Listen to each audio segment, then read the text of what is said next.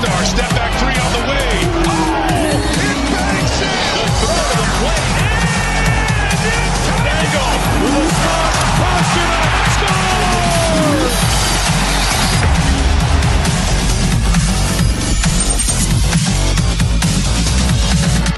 Ladies and gentlemen, my name is Clifford Bonet, and welcome to the Boston Power Hour. I am one half of your guy for the famous podcast, the Boston Power Hour Show.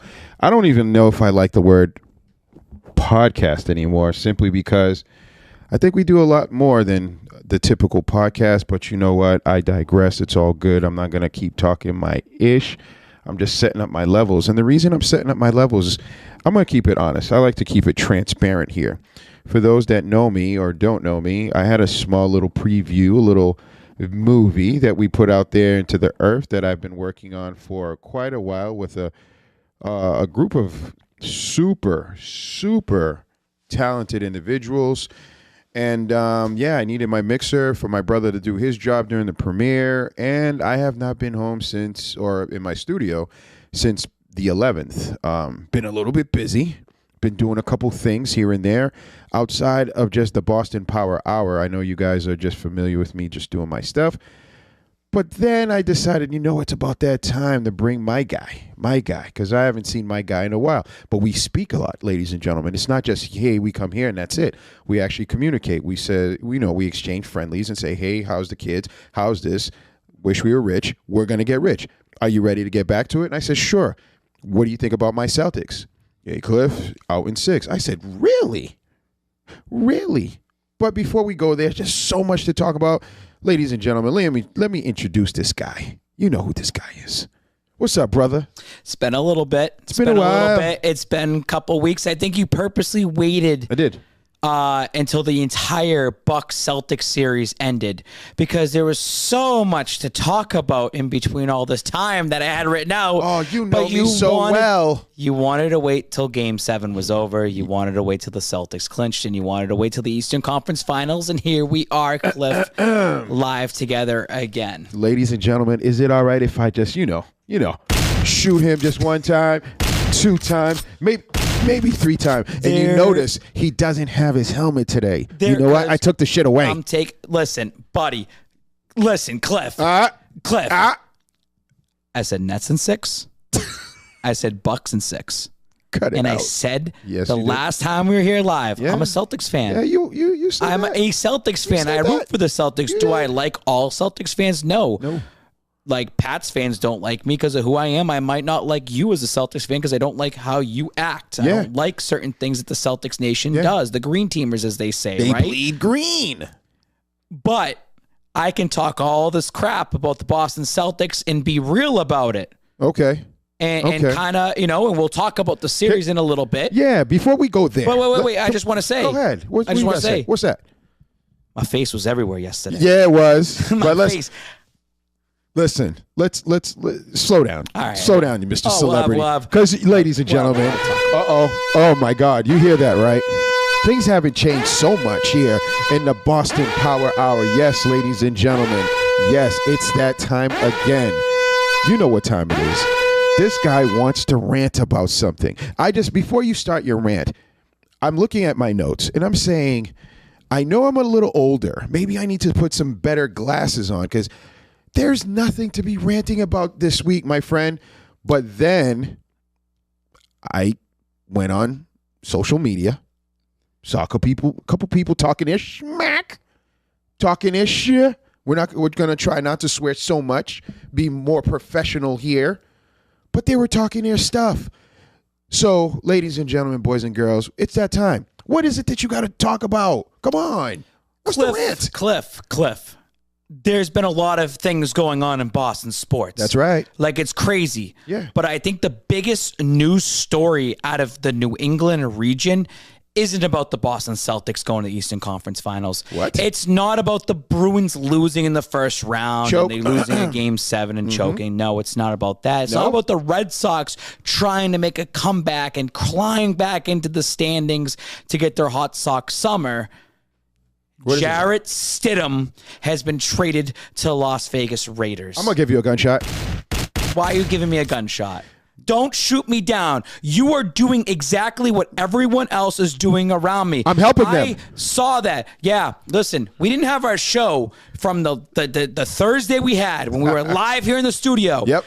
When Bailey Zappi was drafted by the New England Patriots, I said it publicly out there. We were supposed to have a show. Yep. That's it for Stidham. Yep. He's gone. That's it. And I'm fine with that. I am absolutely fine with Jarrett Stidham going to Las Vegas Raiders because he's going to get an opportunity. Is he going to beat Derek Carr out for the starting job? We'll see when week 1 comes. But he's going to have more time in the preseason to show what he has. He has 1 year left on his contract. He's going into a situation, because Mac Jones is the franchise guy. Yeah. Stidham's on his last year of the deal. There's a reason why he's going to Las Vegas, and the people, the birds, they were chirping. Babs, you took an L. Babs, you look stupid. You preached all this, Jarrett Stidham. I took a W. Because we'll talk when it's the Patriots and Las Vegas Raiders, and I'm there in Las Vegas on December 18th. I can't wait to be out there to support my friend, Jarrett Stidham, the quarterback of the future, Jarrett Stidham. I can't wait to be out there. And listen, Cliff and everybody at home, I just want to see a guy that's been put down by numerous people. When he got traded, how many New England Patriots fans crapped all over Jarrett Stidham? He's a human being that has, think about the percentage chance of even making it into the NFL. Facts. The fact that he was the quarterback drafted to be the replacement of Tom Brady. I told you, he has one of the most interesting stories. He was here for the last year of Tom Brady. He was here for the Cam Newton experience. He was here for the rookie season of Mac Jones. He has a lot that he's seen over these last few years. That's why I find him as an interesting character. And he's still so young. He's only 26 years old, Cliff. Yep. He's going into a situation where the head coach of the Las Vegas Raiders was the offensive coordinator for the New England Patriots, the guy who probably helped draft Jarrett Stidham in the first place. He knows that. He knows what Jarrett Stidham has. So I'm in Jarrett Stidham's corner. You guys are saying, oh, you're trolling. Babs is just being a troll. It's not a troll, because you guys are going to be fucking rattled when I'm wearing Las Vegas Raiders stuff this year, and I'm supporting it. Well, Babs, you can't do that. You're a Patriots fan. No. You guys opened the door when Tom Brady went to Tampa Bay, and you all started buying Bucs gear and said that's okay and acceptable to do that. Well, Babs, it's a different story. Tom Brady's the GOAT, and he got us 6 Super Bowls. Doesn't matter. A player went to a different team, and you're spending money on that different franchise. You opened up the floodgates to do that, and I'm going to do that with Jarrett Stidham because you're making that acceptable. I was on the other side of it the entire time, and now I'm going to show you a little taste of your own medicine. I'm going to be a Las Vegas Raiders supporter. That's what it's going to be. I'm there to support not Las Vegas Raiders. I'm there to support Jarrett Stidham. Ladies and gentlemen, boys and girls, I've always said about keeping transparency. I too have my tickets to Vegas, sir. So we'll be there together. Yeah, we'll be there together. And you know what? We're going to be there together. And ladies and gentlemen, boys and girls, for those that were on my DM talking shit or saying whatever, oh, leave Brady alone. Listen, at the end of the day, right, you have individuals that you support. They're on our team, the New England Patriots. The New England Patriots made a decision that, you know what, that the GOAT was no longer a GOAT. They felt as though that paying more than $25 million a year was a joke. So they said, enjoy yourself while you're out there. He went to Tampa. The rest is history. And it's still continuing. Jared, as you mentioned, because we talk, you're like, and off air, we were like, yeah, you know, Josh, he's over there. Josh is getting a good team. Josh is probably going to implement his system. Who would know his system? And quarterbacks do get hurt. Carr tends to get hurt here and there. Who would be a good backup quarterback? Let me put that into a circle here for you, Cliff. Do it. Shout out to Dan Jolly. Dan Jolly, my biggest Raiders fan out there, right? Mm-hmm. I talked about him probably nonstop during the last football season on the show. We talked a lot about the Raiders last year. We did. Because I had some knowledge about the Raiders team, right? Yep. And I like that tight end. So it's just funny how things work out, right? Derek Carr had an MVP season, and then he broke his leg. Yep. he couldn't win the MVP. And that team made the playoffs. They looked so good a couple years ago. You need someone to pick up the pieces. We saw that with Carson Wentz and Nick Foles. Yep. You need to have the next guy ready to go. That's why Belichick looks at Bailey Zappi and says, all right, I need someone to compete with Mac Jones. It's Mac Jones' team. It's Derek Carr's team. But you need somebody waiting in the wings, ready to go out there, because you have to continue if your team's good. Yeah. So, like you said, who knows the system better under Josh McDaniels? It's Jarrett Stidham. I think this is a perfect backup, second stringer, by the way. That's going to be behind Derek Carr. It's Derek Carr's team. I get it. Now, can Stidham go out there this upcoming month in June and look great in OTAs like he has before? Can he go into preseason, which he hasn't had a preseason game since 2019? Yep. Because it's just how things work against you as a human being. He's ready to go out there. And I'm sure Derek Carr is not going to get a lot of reps in preseason, but I'm sure Jarrett Stidham is, because he knows he's got to be a free agent after the year. Bingo. Whether he wants a backup job in Las Vegas with Josh McDaniels and feels comfortable with the head coach, or does he want to go somewhere else? He knows this is a big opportunity for him. He knows he has a lot of people to prove wrong here in New England that were on him, off of him, and people put him to the dust and put him to pasture. Cliff, I'm also going to point this out right now, too, with Josh McDaniels. Talk to me. In 2009, when Josh McDaniels became the head coach of the Denver Broncos, his first move was getting rid of Jay Cutler right off the bat. That pissed off the fan base, and that pissed off the ownership. You know who he was trying to get, Cliff? Talk to me. He was trying to get Matt Castle as his quarterback. Matt Castle, by the way, who was on Kansas City Chiefs at the time. Yep. But where was Matt Castle prior to the Kansas City Chiefs? Oh, he was on the New England Patriots when Josh McDaniels was on the New England Patriots. McDaniels wants his own quarterback. I said this to Dan Jolly the second that Josh McDaniels was hired in Las Vegas. I said, is he going to stick with Derek Carr? And he goes, he has to stick with Derek Carr because that's your team chemistry. Correct. And you do not want to lose that. And Derek Carr, let me tell you, he's like a top 10 quarterback. Yes, he is. You have to sign him in the extension. I get it. I understand that. But look at certain situations. He screwed everything up in Denver by trying to get rid of Jay Cutler right off the bat and trade him for Matt Castle instead of extending him or whatever it is. That pissed everything off. He ended up trading Jay Cutler for Kyle Orton. Like, that's what you end up with. He was done in Denver. He learned from his mistake. Yes. Let me extend Carr so I get Devontae Adams locked up in here. And he's bringing a system guy of Jarrett Stidham in there to say, in his mind, because let me tell you, a head coach already knows who his quarterback's going to be. Of course. And also, look at Cam Newton last year. They signed Cam Newton right before free agency to use his name to pull in free agents. And what happened to Cam Newton 2 weeks before the start of the season? They pulled him out. They pulled him out for Mac Jones and said, figure it out. McDaniels was part of that. So what happens when Jarrett Stidham can do the exact same production in terms of McDaniels' offense? Doesn't matter if Carr can throw for 5,000 yards and 40 touchdowns. It's about what McDaniels wants in his offense. And if Jarrett Stidham can do what McDaniels wants and he sees that, Carr becomes a really great trade piece and a trade chip to a team like the Seattle Seahawks that are looking for the next quarterback. That's right. Derek Carr says, I'm a Raider for life. Just like Matt Ryan says, I'm an Atlanta Falcon for life. Just like Tom Brady said, forever Patriot. When you get the opportunity somewhere else, there's no forever anymore in this type of world. So just remember these things. I'm not going on the crazy train about Jarrett Stidham starting week 1. Do I want him to start week 1? Yeah, that'd be cool because I support the guy and I want to see something out of him. I know Derek Carr is really well.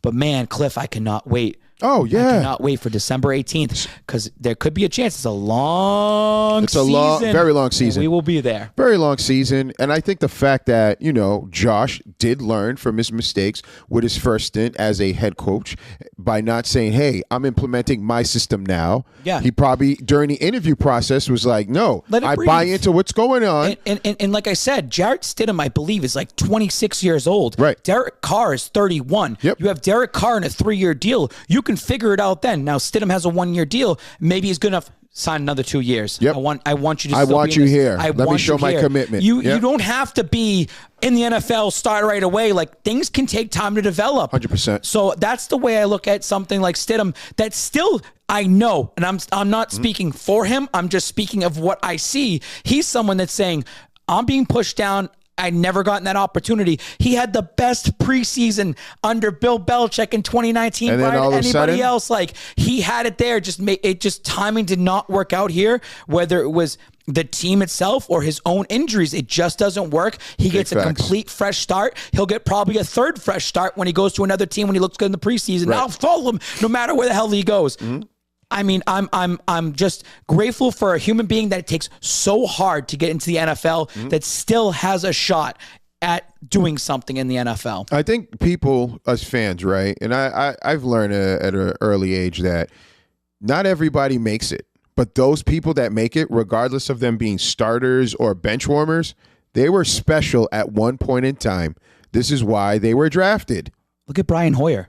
Yep. Brian Hoyer is still in the NFL because he's a capable backup quarterback that has a mind for the game. That's right. He was a starter in Cleveland, emergency starter. There's 32 teams, right? Yep. Like there's gonna have to be starters. There are gonna be guys that get hurt, and then someone has to jump up into the emergency. That's right. You play fantasy football, and you have 32 quarterbacks. You know that at 40 quarterbacks or 45 of them are playing during the season because things happen in the season like that. You need someone that's 70 plus quarterbacks available. Yeah, you need to be ready to go. And to me, people are saying Jarrett Stidham, Arena Football, Canadian Football League, USFL, or XFL. No, he's that damn good that the New England Patriots kept him this long. Right. And the Patriots are doing him a kind of a favor to trade him to Las Vegas. Right. Noonboard daughter, congratulations to that. Salute. We'll trade you. Hey, we made a business decision. Right. You know, we went with Cam Newton. Right. Hey, we made a business decision. We drafted someone in the 4th round, but we're going to make sure that we don't just bring you into camp and cut you and say, see you later. Right. You've done enough in the background. Wish they could have. That they could have absolutely done that. And it's like, we're doing you a little favor. We'll send you over there.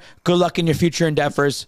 But we're at least helping you with the transition. That's the way I look at it. There's something obviously there because they could have cut ties back in 2020 if they really wanted 100%. To. They could have done that. And also, too, this could be similar to his college career where he started in one place but went and succeeded in another. So, and what's great about this is, I find out some information. Jarrett Stidham, wore number 4 here, but will he go for number 8? Number 8 is what he wore in Auburn. Josh Jacobs is going to wear number 8 now coming up for the Raiders. I know this. I'm a Raiders fan now, right? Am I? So he's going to wear number 3 this upcoming year, Jarrett Stidham. That goes to his Baylor days. I think sometimes wearing that number that signified something in your life at that time kind of brings up that reminder of where you scrapped and clawed to get where you are today. I'm going to say this as well, too. I'm going to say that Derek Carr is not Josh McDaniels' quarterback just yet. He's got to still prove something to Josh McDaniels. I think it's a little bit easier if, something happens to Carr. Carr is that team. I get it.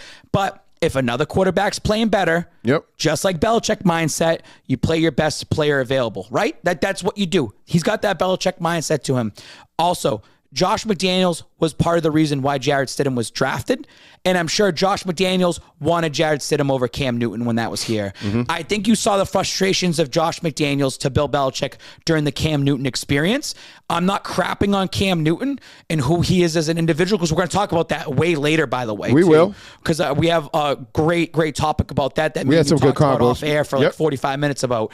I really feel that Josh McDaniels might want to prove Belichick wrong. This kid had something, and you didn't give You did not give him an opportunity in 2020. You wanted to do the Cam Newton shtick. It worked out. He got hurt. You brought him back, and we were out of the race. I want to see what this kid has for development. Yeah.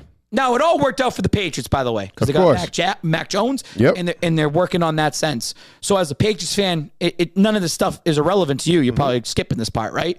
But in terms of you already had somebody there ready to go that they were developing, that McDaniels trusts, the fact that McDaniels even wants him in a trade is kind of interesting too. McDaniels could have said, no, I don't want him. Right. There's a reason why they're taking him on. That's my point. It's a reason. There's a lot of reasons. It's not, hey, I'm going to just get us. McDaniels can't fail. There's a lot of things here, right? This is his second run as far as like running an organization. Supposedly we took him away from the Colts and Belichick was going to give him the keys and all this other rhetoric they were putting out there.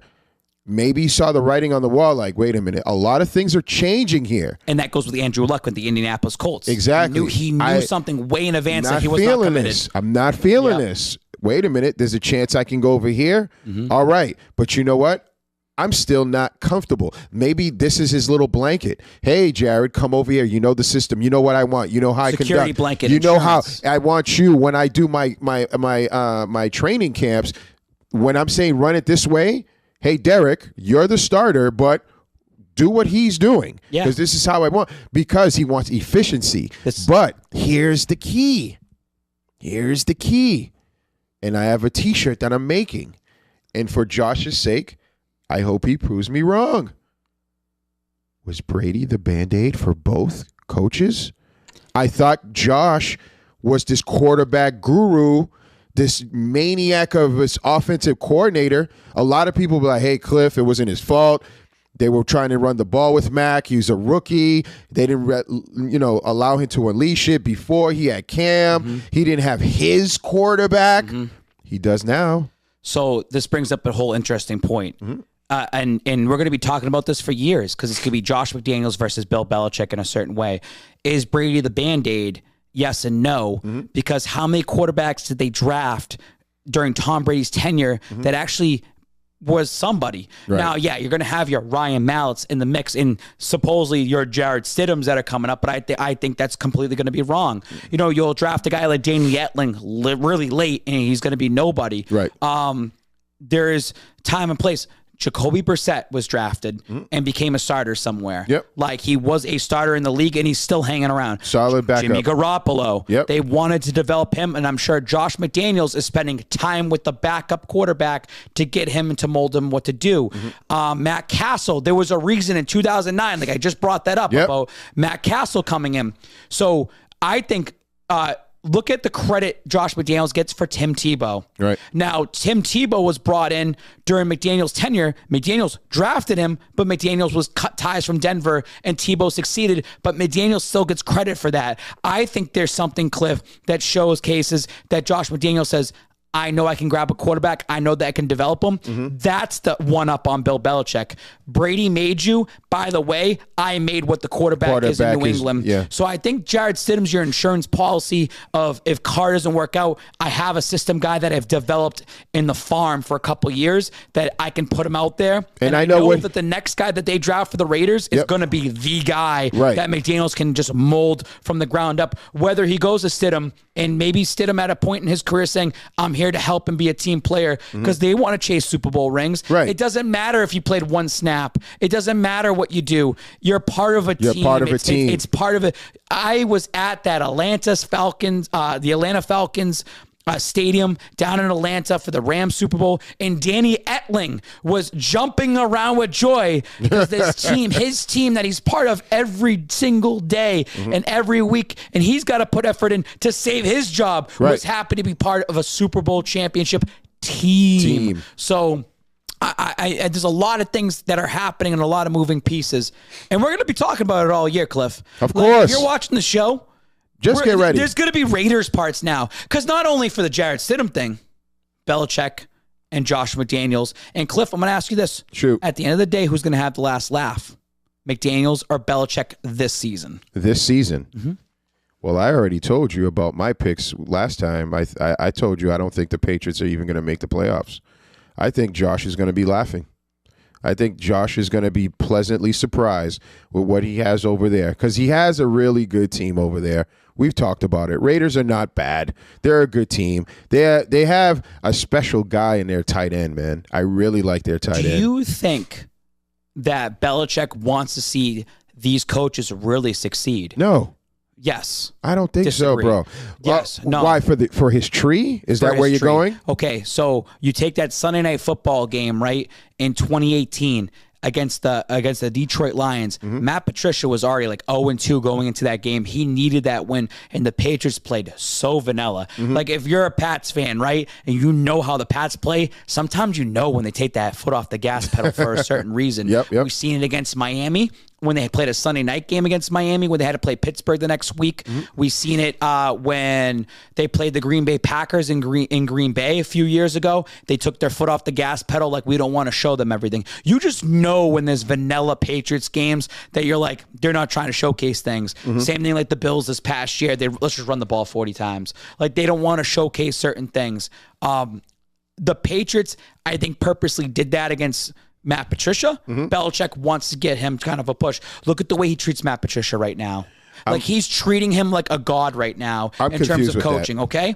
So when it comes down to Josh McDaniels, Cliff, I thought this game was going to be really early in the season, right? Just like the Matt Patricia game with Detroit Lions. This game is at the end of the season, so you already know what your teams are going to be established as. And on top of that, they have a joint practice. The fact that McDaniels and Belichick are saying, no, we want to get together. I think that's a big deal because he wants to see McDaniels succeed. He wants still to in have good terms. Still in good terms. I think they're in good terms because he wants because Belichick's going to be out of the league in a couple years. Right. And if McDaniels can carry something on and win a couple Super Bowls, that's going to look good for Belichick to say, that guy was under Belichick the entire time. That's the whole thing, man. I'm telling you. Look at where Belichick came from that Parcells tree. We're going to look at that. It still goes that way. So Belichick needs that protege. And he might have said, hey, it's not happening here in New England. I'm not going anywhere for the next 5 years. You need to go somewhere. But he goes to Indian. Yeah, Indy's not going to work out. Nope. I kind of feel like Luck's not going to be, capable of doing this and that. Boom, all right, wait a couple years till the next opportunity actually arises, and maybe it already did once Gruden was out of there. Like, this is going to be the team that you're going to go to. He wants to see other success everywhere. We put this whole like Brady versus Belichick, right? He's happy Tom Brady won another Super Bowl. It makes Belichick like look that good as well too. He still gets some love about that. Belichick's already cemented in his legacy. He's already going to the Pro Football Hall of Fame. Like, what else does he have to prove other than winning a Super Bowl? Which they're building the team right now to get ready for that, Cliff. Yep. Like, they're doing it. They're getting ready for it. I think they're making the attempt. I don't know. I think they're still ways away. That's fine. That's fine that they're ways away, but Belichick has a ways to go still in New England. Yeah. But McDaniels needs to take the opportunity when it's there. I don't know. I find that Josh McDaniels, we're going to talk about it, who's going to get the last laugh and this and that. They are helping each other in a way. Okay. Like, that Belichick will be proud if Josh McDaniels went in there and won a Super Bowl within his first or second year. Sean McVay is probably a different story because that comes from a different tree. It comes from a different lineage. He's kind of an ass. And he's an ass. And he wants to see him get shut down. Or, hey, McDaniels, I want you to go to Las Vegas and make sure that Kansas City dynasty never really exists. I want to make sure that you're winning division titles over there. I'd rather see that Las Vegas Raiders team be successful once the New England Patriots are kind of down and out and I'm gone. Like, that's the way I look at this. I have a question for you. It's been a while since I got to rant every week. But that was a good... every week it's just I get to rant over you, Babs, because the Celtics. But you know what? You're a little. I've been holding this in. I feel like we might need to go on like a little small commercial break because you're a little hoarse. So with that being said, you know what? Let's have a bev. Can we have an adult bev while we just wait? I want to thank. Who do we want to thank? You know who we want to thank. We're going to thank Anheuser-Busch Boston. Again, a sponsor of Boston Power Hour here in the Cliff Notes Project studio.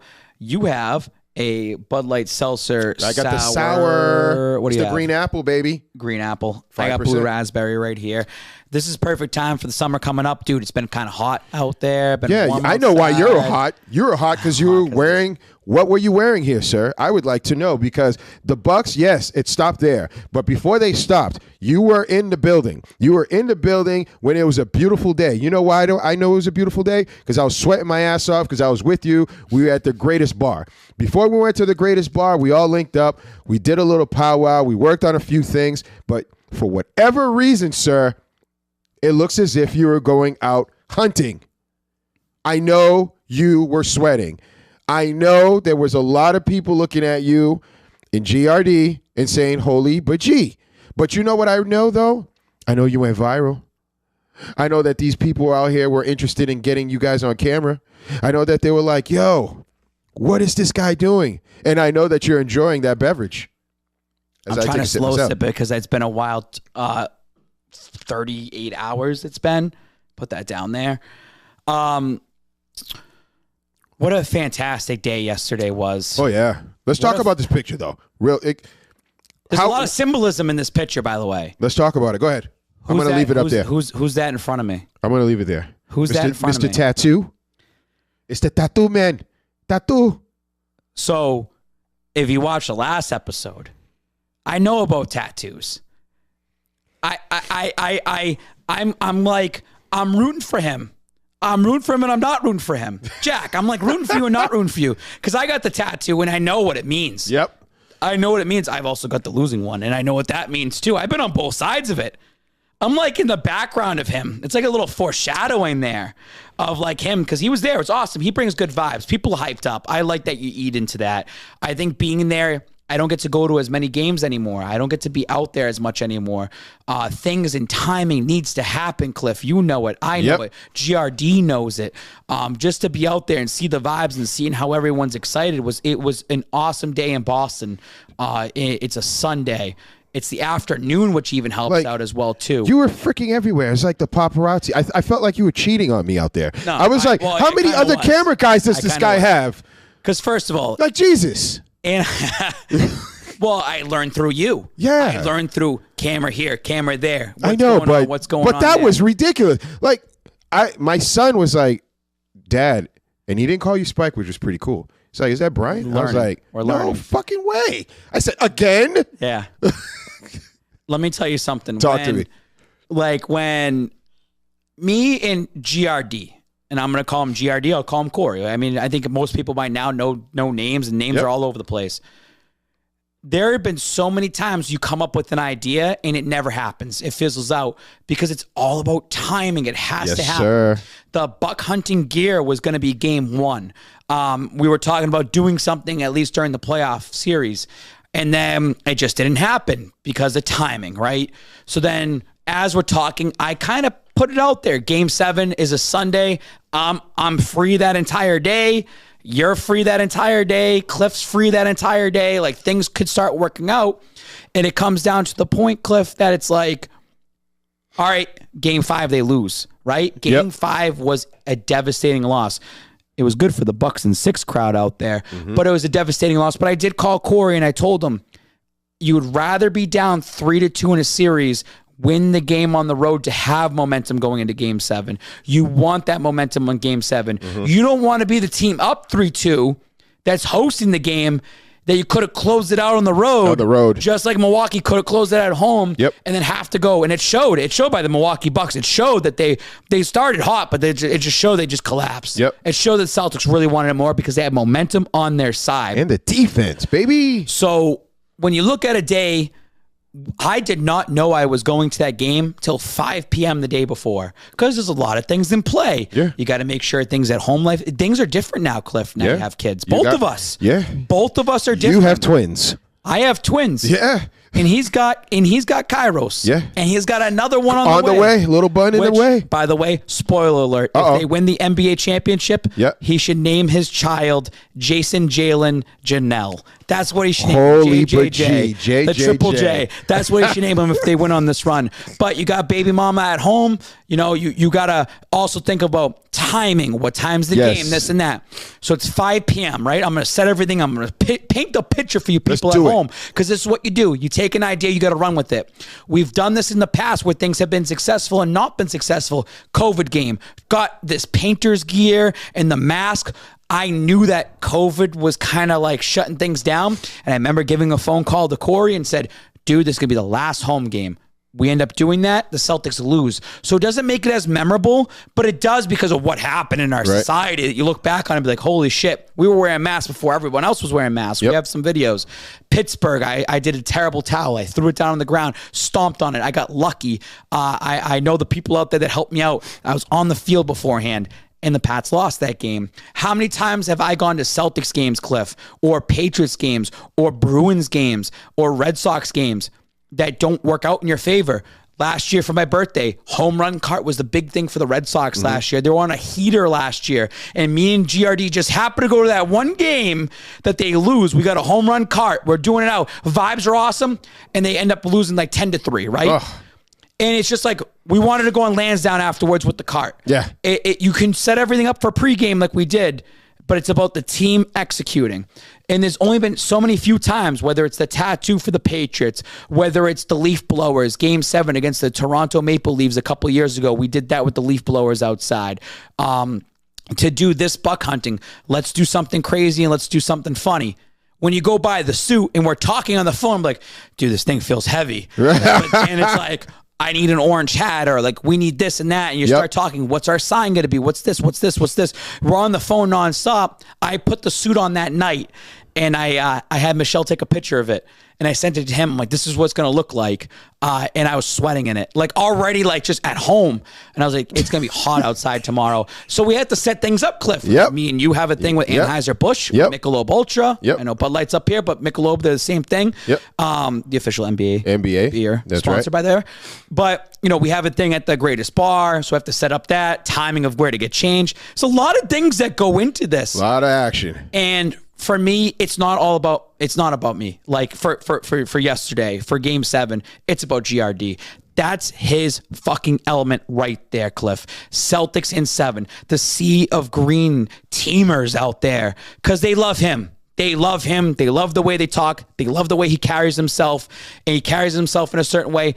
A picture like that, I think, is the most iconic photo that me and him have seen in our entire time doing this together. In our 25 years of knowing each other, I think this is one of the most iconic photos ever. It should go down. I agree with you, because when I was out there, you know, I was doing my thing, you know, and following you guys, I started getting annoyed. I was like, we're stopping every fucking like 2-3 steps, because it's like he was a celebrity out there. And I was like, this is pretty fucking cool. So when it comes into my world, it comes into me being an asset to him, because I'm able to grab him and pull him in and say, you know, Corey, we got to go this way. Or Corey, the camera's over here. Or stop and go. Because we're not trying to be assholes to anybody. There are so many people that come up to us and say, yo, I talked to you at this point, or I talked to you at this point. Like we talk to a lot of people, and we try to be nice and respectful to everybody we come across, Cliff. There are certain times where, you know, we've got to stop and talk to certain people. Because there's certain people you have to talk to. But there are also times where it's like, hey, you're talking too much. I got to grab you. But there's enough trust between the both of us to know that it's a go. If I'm grabbing you, we're going. Same thing with me and you. Yep. If you're grabbing, we're going, because there's a reason before you're not getting upset. There's a reason. But I was it was more like, and when I say I was getting upset, I was just like, holy shit. I don't think we'll ever gonna get it. And you guys kind of went a little early just to kind of set your things up. But you know, we caught Amina outside. We caught Eddie House out there, which is pretty cool. But again, look at this photo right here. We're crossing the streets. As we're crossing the streets, people were like watching the production around you guys, and the vibe was just right. Everyone was in a good space yesterday. The suits pull everything in. People know who GRD is. Yep. You see me, I pull a couple people in. But you see the atmosphere around it. You see the signs. I want to talk about the signs for a second, because you were there. Yep. And I thought this was interesting, because I think, you know, we talk about the night before, like, oh, what should the sign say? And I think it was going to be buck hunting most of the time. But at the end of the day, it's my head's not into it as much as his head's into it. Yep. He's going to know what it is. This is his element. The Celtics are him. He's been doing this. He understands what can go viral. It's his baby. The buck stops here. He told me this today. He goes, I was at the Greatest Bar. I was taking a piss, remember? Yep. We had to go back to the bar. Back to the bar, yeah. These are little things like, he lost his keys. This guy brought the keys. He brought his keys, and he had to go back. He's like, I took a piss, and I thought really hard, and that's when he came over and says, I'm writing this down. Cool. We went with it. Yep. You know how popular that was, Cliff? Yeah. Do you have it up there at all? I don't know if I sent it to you in there. But what pissed me off the most, Cliff, was that the buck stops here was a slogan that he came up with on the fly that the Boston Celtics took and used it as their final Twitter post when the Celtics won. That buck stops here was everywhere. And beggars can't be choosers. Like, we got a lot of love. You're getting promoted everywhere. But it makes me just know what we're doing is so good that the Boston Celtics social media team and the Boston Celtics marketing team see something that GRD does. Yep. And they're like, we're taking that, and we're going to take it without showing any love. Like, you know, you could at least through GRD. It doesn't have to be me. It's not about me when it comes to the Celtics, right? Yep. You could at least have the Celtics in 7 in your Instagram story post. You don't even have to tag him. Yep. That makes him happy. That makes him enough being like, you can take my shit. But the fact that the social media team for the Boston Celtics going into the Eastern Conference Finals took his saying and used it on a tweet, to me, feels we accomplished something. Yeah. We have people watching us. That's it. And it makes us want to be like, Go fuck yourselves. You know who else Literally is watching go you fuck though? yourselves. These guys. Remember this? Yeah. We're Celtics walking fans. in. Their camera guy's like, "Hey," I vividly remember he's pointing and he points you at had you. your camera out. We were at the key. Yeah, we're recording, Utah right? Bear out Yeah. there, and you're recording. We're something. recording this, and they're like, "Hey, go there, go there," and I'm like, okay."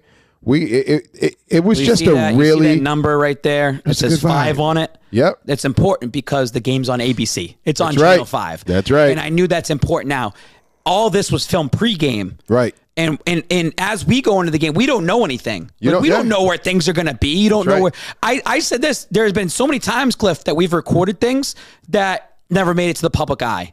There are so many things that we have done that just don't work out because the home team loses or the away team, whatever happens, whatever we're doing, it doesn't work out that way.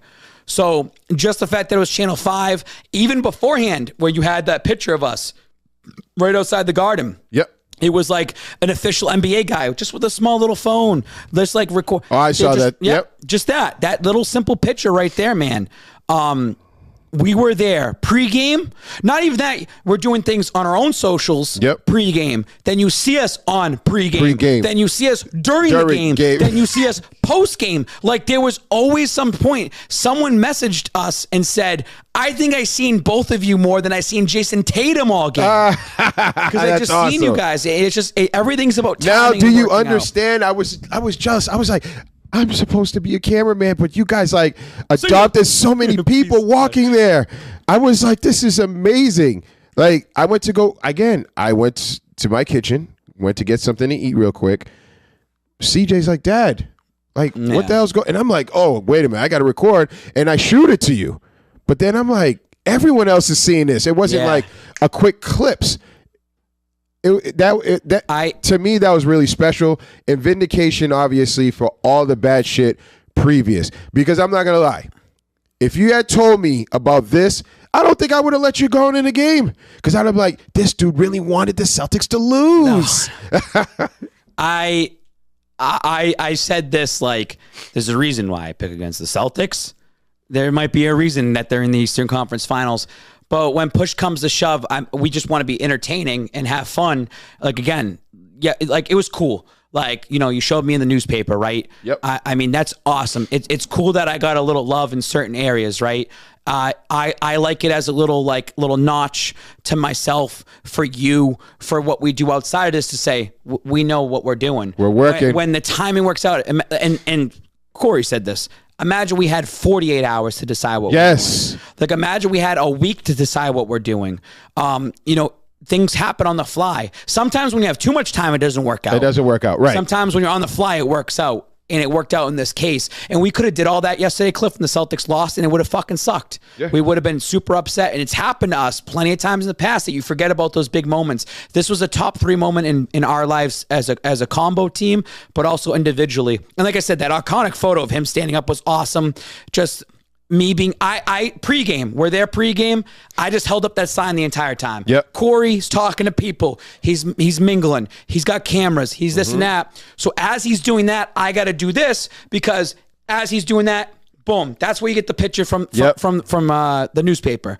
Or, hey, he might be paying attention to a camera. I'm trying to do something on my phone, trying to take videos and this and that. It's a give and take. We're working as a team there. That's it. There's no like, oh, I have to get more likes than you, or like you get more love than me. It's a true collaboration. It really it's is team. a true collab to know. Where I'm backing off to know that it's about him, pointing him in the right direction. Well, it's kind of like what we were just saying earlier, right? It's like, hey, you have a guy that's not a starter, but like Etling, he wins a Super Bowl. He's part of the team. Yeah, that's He's it. doing You gotta his know your role. part. You gotta Play know a your role. Like I said, when the Patriots season comes up, and GRD's out there, he's going to be pointing me in certain directions. He's giving me certain advice of how to do it, how to handle things. Same thing with the Celtics. There are times we butt heads, because it's like we're going to see things obviously different in the way we talk, but there are things that we can kind of come together. I'll say something's childish and it'll get under his skin. He'll call me out and say, "You're cringeworthy," gets under my skin. And there's just times we'll fight, but there's times that we want to see both of us benefit for a fucking day like that yesterday. And like I said, Cliff, the biggest W is that we're fathers now. Yeah. And we have kids. We have 3 kids. Yep. 4th one on the way. Yep. And you have, parents at home that, you tell them this is what we're going to do. And they're like, yeah. And I come home and it's like, we saw you all over the place. Yeah. It's awesome what you guys did. It's entertaining. It's fun. It's vindication as well. It really feels like it because I feel that we haven't done something like that, viralness and all that in a long time. Like, I think that was way bigger than the taco stuff. And I think that was almost on par with the Super Bowl. Like, that's what it felt like to me. And that's what it felt like to him. And I said, the shitty thing is it's only going to last 24 hours. Yeah. Now they're going to play. Now they're playing up. I got to play tomorrow night. I'm going to say, so, I got to play this little clip. Like, so like, this is part about being an asset, right, Cliff? Is that you go out. Yep. This was about 35 to 45 minutes after the game was already over. What? And Cliff, if I didn't go into the game, look at the sea. We would already been in the sea. Like, we would have been out there because that was plan A. Plan B was going into the game. Plan B turns into plan A, and you figure things around. This is what it's about being an asset, Cliff. It's about going up there, and it's about coming out and seeing the sea and me going, I'm going to stand over here. You have that sign up and let me just record you going down. Look at that. It looks awesome because there are people watching at home that are being like, what's it like outside? And you saw that. And look at that. Like, people want to stand next to him. Right there. I want to rewind that. I want to rewind that right there. Look at this right here. Let me put the volume up so they can hear it as well.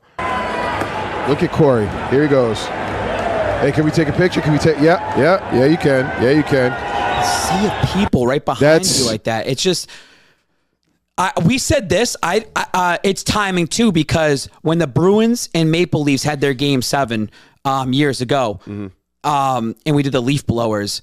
I think it was like a weekday, like a Tuesday or when. Like, this is Sunday at 3:30. The Bruins just lost the night before. You know, the Red Sox are in town. The Red Sox were out of town at the time, and it's just like, fans were clamoring for something, especially post-COVID too. You know, everyone wants to get back out excited. I will say another big day that we were part of that could have had that atmosphere was Game 7 against the St. Louis Blues, the Boston Bruins. We were both down there at that time. And that's actually when GRD was on the ice with the trophy, with the Stanley Cup. Like, so he still got to do something cool, and I was down there covering the event. Just imagine if the Bruins won. Yep. Like, that would have been. But we don't talk about that as much because it's cool. Like, you have a photo and when we did some stuff, but it's like, no, like I've never seen Causeway Street like that. And that was only for round 2.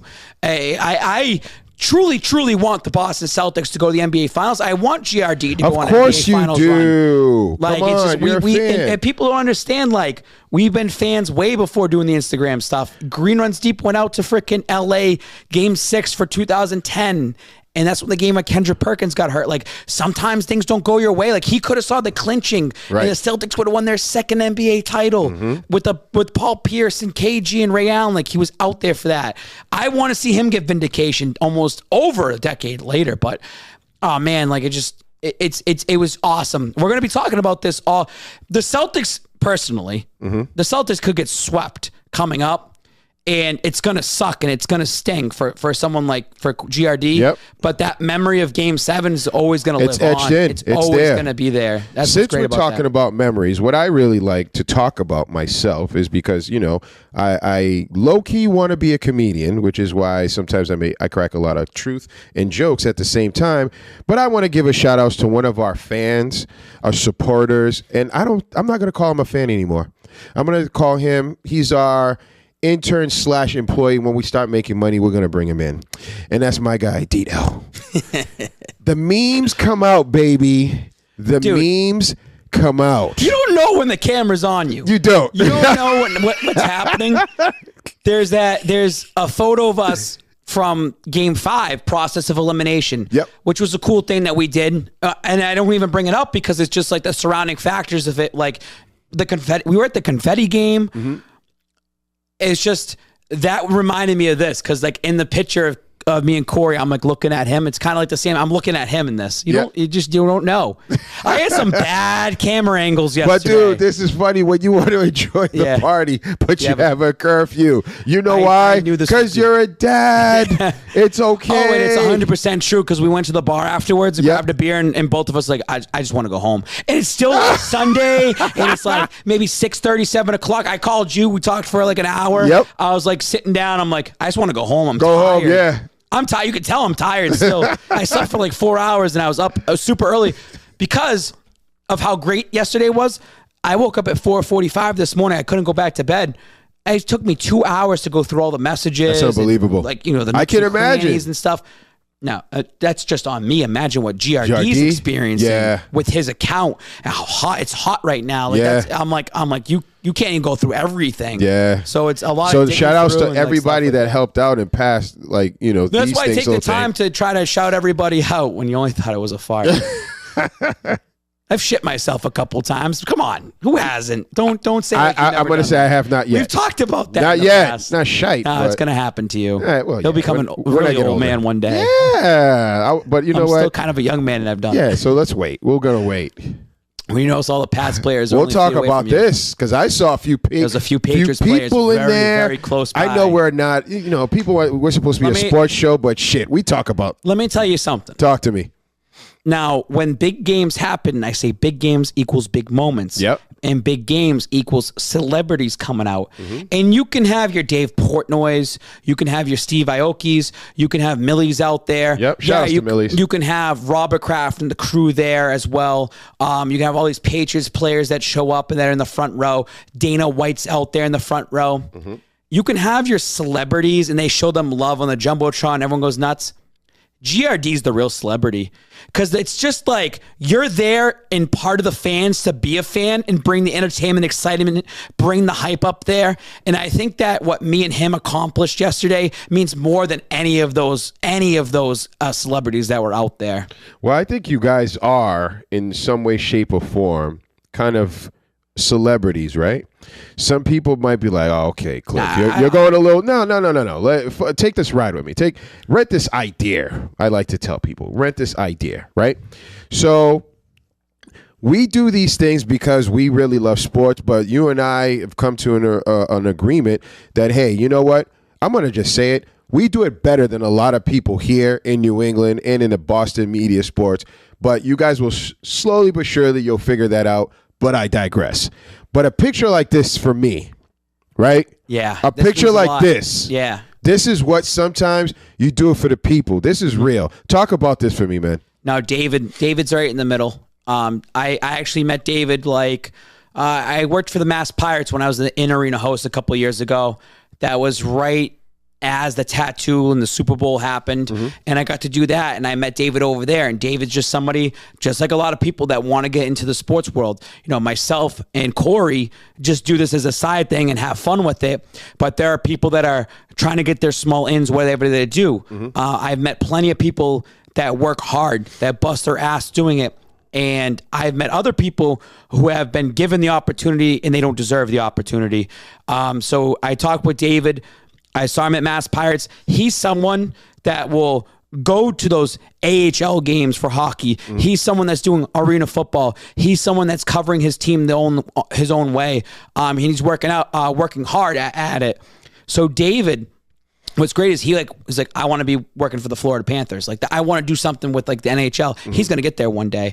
It's the crawl. Yeah. It's hard. Some days you're probably doing all this and you're like, is it even worth it? Right. But I know for someone like him that's dedicated to his craft, it's going to get there at some point. It's a passion. I see that out of him. I told that to Corey. I'm like, yo, we got to take this group photo. We got to be doing that. He sees the same thing out of certain people that he has in his area with the Boston Celtics. I see it with the New England Patriots. I see certain people that are working hard.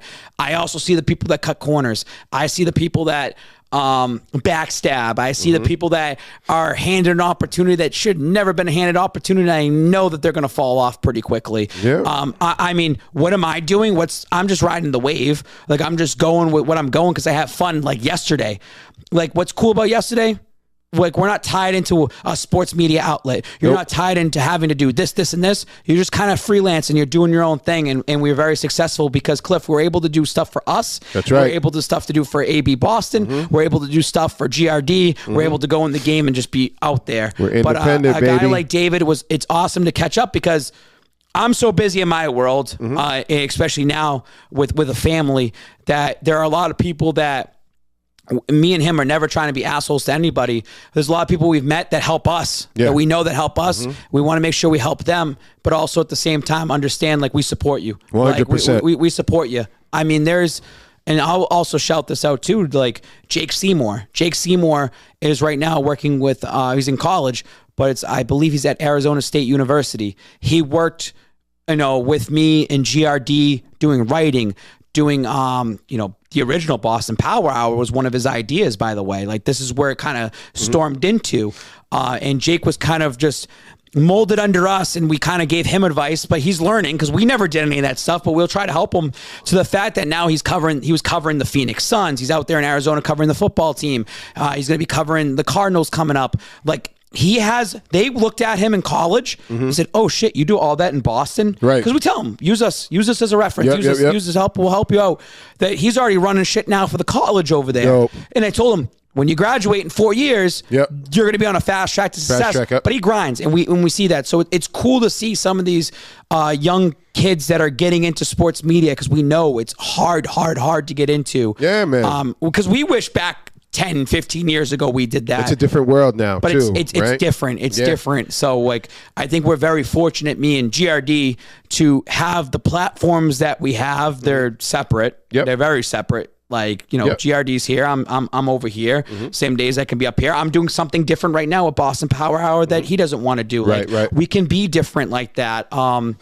It's great, but it's also great to see stories like David or see a guy like Jake Seymour and see their success and see them still working at it. And we know that's going to be a long way to go. Facts. We encourage them stay on the track. And it's a long way to go. But you know what? Those are going to be the ones that the success story is going to be so fucking awesome. Yeah, you know absolutely. I mean? For sure. So you're there to root for them. 100%. So let me ask you, because we know that you're cool with this gentleman here. You know what I mean? And that's a Patriot gentleman there, Mr. Wise. Not a lot of people know Dietrich Wise. Listen, put some respect on his name. But that's what I'm saying, and that's he's right fucking there. Huge in person. Dude, and we've look at seen his him arms. walking by at the pregame, and no one knows who he is. And this is a big shout out to Dito, because Dito is the one that got me to meet Dietrich. Nice. Dietrich to understand, not Spike King, not Babs, not Babs on the mic, not young Gronk. Like, here's Brian. Here's Brian, and understand who Brian is. And I've gotten to meet Dietrich because of Dito.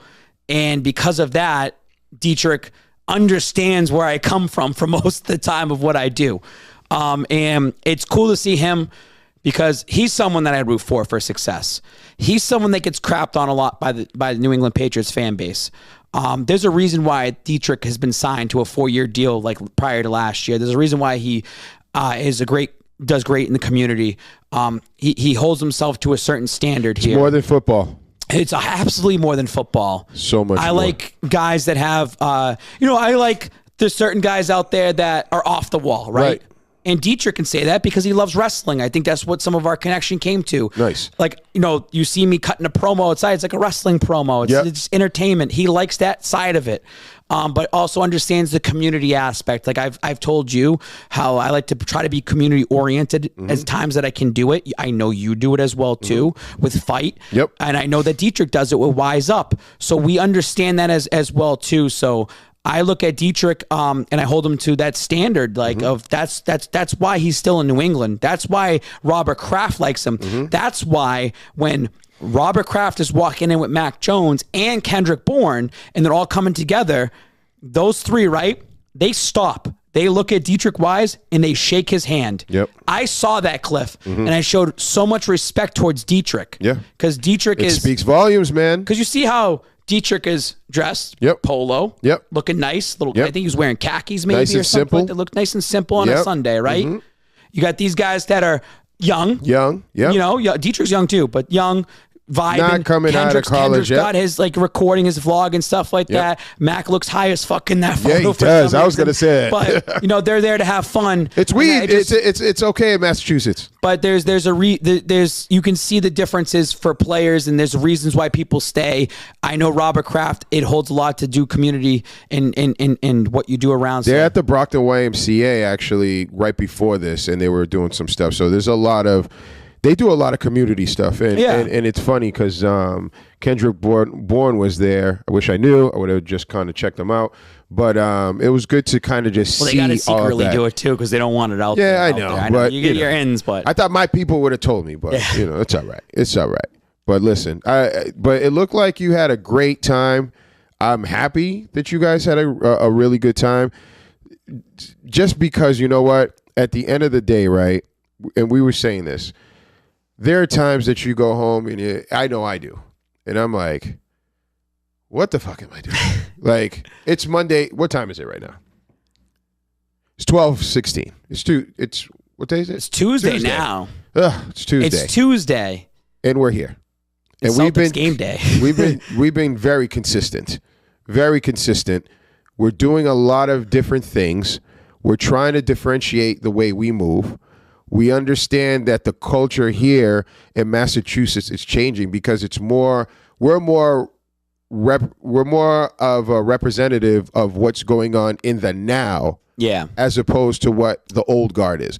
I respect 1,000% the older guard, but there should be a door opening for our type of media. But not to cut you off, and don't forget that. Yep. I'm kind of glad that door's closed. No, it's good. Because look at how we're doing our own shit. So timing's everything, Cliff. That's right. And I felt like yesterday was like, this isn't we're Patriots. Yeah. Like we're football's the I know. bread and butter in New England. Right. But god damn it felt good that I still have my fastball. I still have my motherfucking fastball. Talk baby. your shit. No, it feels good to know that when an idea comes, Boom. and you're viral for it. And sometimes you try to do something and it doesn't come viral. And sometimes it's putting heads together, like me and GRD coming together and talking things out because it's not just about one person, Voltron, baby. but it's also about feeding off each other. Yep. But it fucking feels very good to have that fastball when it's not even my sport. Yep. Because my sport is football. Yep. Like that's what I do for Babs on the mic, and that's what I do on the social media side of it. I mean, I support the Boston teams Right. to a degree, and it's good to have that fastball still. It's good to do it in the off season to know that was awesome. Yeah. I can't wait for football season, or I can't wait to do something for the Red Sox during the summertime because we're riding the Celtics train now. We are. And we're going to be doing that until now it's going to be turning June. So then the Sox come up for a little bit and you want to do something there. That's why I'm saying the tunnel time thing last year. Yeah. The Sox won that game.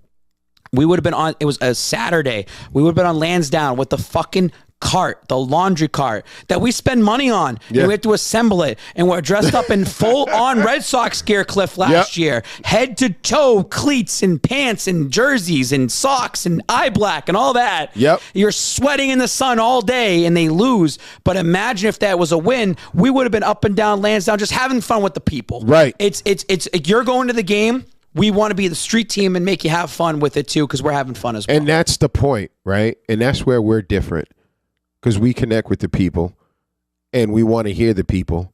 Yeah, And we want the absolutely. people to participate. Cliff. Shit. Cliff, Let me stop Cliff, daydreaming no, because no, I Cliff. know. I know what's going on. I know what's going on. We're not going to talk about it. No, right no, now. no. But I'm just gonna say, Cliff, it's cool to go and do my things on here. But if I have a moment where I can grasp that 15 seconds, can I give you guys 11 of those seconds? Like, can I give you 12 or 13 seconds? Because as long as my shit is there, same thing with Corey. As long as the shit is there, we just know we still have it. Yep. Like yesterday felt like wrestling. You still got it. You still got it. It felt like that, especially post-COVID, especially like Facts. going into a game 7, like everything went so well. The It just weather was knows fucking that- great. It just knows that I told GRD, and it's true. It could be 5 years before we hit something again, but it just knows that we can go back on that and be like, remember the time we did that? I Yep. know we can replicate something like that. I 'Cause know you we know- can get at least something like that. We know the formula. Yeah. Yeah, you know the formula. It's about the formula, ladies and guys, gents. guess what? If you hate us, you go do it yourselves. Yeah. Go fucking do it yourselves. That's it. Go fucking throw that suit on and sweat out there in 85-degree weather. And people recognize that. They're like, you sweated your balls off and it was worth it. Those I'm wearing new cargos. I don't know if you noticed. They're very short right now. I'm not gonna How's show it you feel? that. They're very, because I sweated through my other ones so much and they got ripped and everything like that. And also, lastly, because I know we're talking long about this, GRD. I don't go to many Celtics games, but I've noticed the whole chain thing, the chain with the Bruins and Celtics stuff. Like, have you noticed that? People wearing that gold chain and the big logo? I love that GRD's like, yeah, I noticed that. I'm fucking wearing a chain with all the rings on it. And he wore that out there. Everyone saw that. That was like, fire. now I got to do that. Got to do it, yeah. And you know what's going to happen next season? Yep. You're going to start seeing more people having the 18 rings around their neck. 18 rings around their neck. And they want to copy what GRD does. You heard what you said? GRD's going to see that and be like, I'm on my next one. So it's just... But did you hear what you just said? 18? 18. Okay. Banner 18. Okay. Heat and 6. Let- Real quick, if you want to talk about this upcoming matchup against the Miami Heat. No, I don't. After you just said that, you asshole. Listen, there's two ways around this. Real quick, let's talk about the Miami Heat coming up. All right, go ahead. Is Rob Williams truly 100% healthy? I don't think so. Can Cliff get a little credit? Just one little schmid of credit. Go ahead. All I was saying is this: do not, ladies and gentlemen. I get it. We want Rob to come back. Don't IT him, and by that, Isaiah Thomas. You just re-upped him for another 4 years. Plus, don't do that to the man. Let him heal, okay? If they're going to win, they're going to win. If he can come back, he can come back. Don't just bring him in for a few plays. You did it to Isaiah Thomas. You did it for KG. Agree and disagree. Okay. Because they made him available for Game 7. That was a psych mind. That was just for that was a mental thing. But also, if it's a tight game, you need a rebound. You need something. You only have a shot, certain shots to get here this far. But you can't. You're not coming off the bench cold. I'm not making Rob Williams available for Game 1. No, because if the Celtics lose Game 1 on Tuesday, everyone's going to chalk it up as, dude, they just played a Game 7 48 hours prior to that. They already have their excuse ready to go. Right. Marcus Smart's hurting right now. Yeah. Is he going to be 100%? Fans will not be upset if the Celtics lose Game 1 against the Miami Heat when the Miami Heat are well rested. So this whole availability, Rob Williams is available. There's no minute restrictions. You want to talk about psyche? That's a psyche right there to the Miami Heat. We got to get ready for Rob. That they could just say no. Or he could be available and they don't even start him. Right. Like you said, I agree. Like, don't hurt him. Yep. You don't need him for Game 1. You do not. But you don't need him for Game 2. You don't need him for Game 3. You will need him for only Game 7s going forward. You're only putting Rob Williams out there truly if you need him for Game 7s. If you want to clinch it on a Game 7 where it's must necessary. It's like the similarity of Rob Gronkowski. If Rob Gronkowski is completely banged up, a 50% Rob Gronkowski is better than 100% of other players. Yeah. Right? So that's what you look at Rob Williams. You're going to need him for this matchup against Bam. Like, you're going to need him for this matchup where you have bigs. Like, Daniel Tice is going to get bullied down low. The Heat are going to bully. How do you beat the Miami Heat, Cliff? Because I said the Heat in 6. But how do you beat the Miami Heat? You might not beat them physically. You beat them mentally. Yeah. We've already seen the Miami Heat attack each other. We've seen Spoelstra and Jimmy Butler butt heads. It feels like Jimmy Butler blows up teams that he's on as well, too. There might... Look at Marcus Smart. It's funny that GRD made me wear the Marcus Smart jersey. That's a whole different other story. But I want to see Marcus Smart on skates out there, going all over the place, flopping around, getting Jimmy Butler mad, getting Spoelstra mad, get the team to unravel on their own. That's how you're going to take advantage of the Miami Heat, Cliff. I'm telling you that right now. On the opposite end, looking on the Heat side, because I'm going to play both sides here. Why are the Miami Heat underdogs? Why are you giving them bulletin board material as the number 1 seed? They're underdogs. They're favored tomorrow -1.5. Yep. But in the entire series, the Celtics are the favorites. Yeah. Is it because the Celtics just went to Game 7 against Giannis and the former NBA champions? Yep, that played a role. Yep. Is it because they swept the Nets? Sure. Is it because the Heat had the Bulls and Sixers, limping Sixers? Sure. But it's a 1 seed, and they're going to feel the underdog. That same 1 seed that has gone to more finals appearances than you have. They've been talking about this. Well, the Celtics have gone to 4 out of 6 last Eastern Conference Finals. Are you the Indianapolis Colts now? Are you celebrating? Are you celebrating these crappy games? I agree. I hate hearing that shit. I posted the stat line about the Celtics in Game 7s. Oh, they were 20-5 at home and they're 4-4 on the road. You know what people were saying? Oh, well, those are games in the past. Like, think about the present. Yet the same fans are celebrating. Oh, this is our 37th time going to the Eastern Conference Finals. Like, you're starting to celebrate those things now. Like, it's just. Don't do that. It's NBA Finals or bust at this point. 100%. With the Rob Williams or no Rob Williams. 100%. And this Miami Heat team at the same time just went to a finals. Yes, it was a bubble, but Jimmy Butler and Spoelstra went there. Spoelstra is one of the top 20 NBA coaches of all time. Can you believe that? And he's won a championship before. He's won 2 championships. Yeah, actually. And that's because of LeBron James. Yep. But you also have to have elite players to win NBA titles. Yep. Mostly every NBA championship team has Hall of Famers on them, eventually Hall of Famers. And Spoelstra comes from the Pat Riley tree. He was kind of so young when he had LeBron. Yeah. He was just there to be there. It was Pat Riley was the one who was doing it. 100%. But I give Spoelstra a lot of credit. And I thought he should have been Coach of the Year this year. Why is that? Because I think Spoelstra now is way past the LeBron James era. They did the Mickey Mouse NBA Finals, and they got to the finals, but they beat the Celtics, and everyone's healthy, but they beat the Boston Celtics. Yeah, they got swept, but the fact is that you're the number one team in the Eastern Conference. It shows that he has this team still together. That Miami Heat team has already been there when the Celtics haven't been there yet. The Celtics haven't tasted the NBA Finals. Tyler Hero has tasted it. Jimmy Butler has tasted it. Like, this team has tasted what the NBA Finals is, although on a smaller scale because it was the bubble. Right. But they've been there. They know it. They know what the limelight's like. You got to know that they're the underdog of the series. They control the home court. They want to go back there. Are the Boston Celtics that hungry enough to stop it? And I hope they are. They are. It's called defense wins championships. Boston has been playing excellent defense. Maybe people don't think that they saw excellent defense, but guess what? When you're playing against a freight train that the NBA cosigns and allows every single traveling move that he makes to be okay and elbows to hit people's faces not to be called, I'm going to say they did really well. 2 80-point games that the Bucks had in the 7-game series. And not only that, you want to talk about defense, because things happen, and you see this today. The Phoenix Suns, they only scored 27 points at halftime.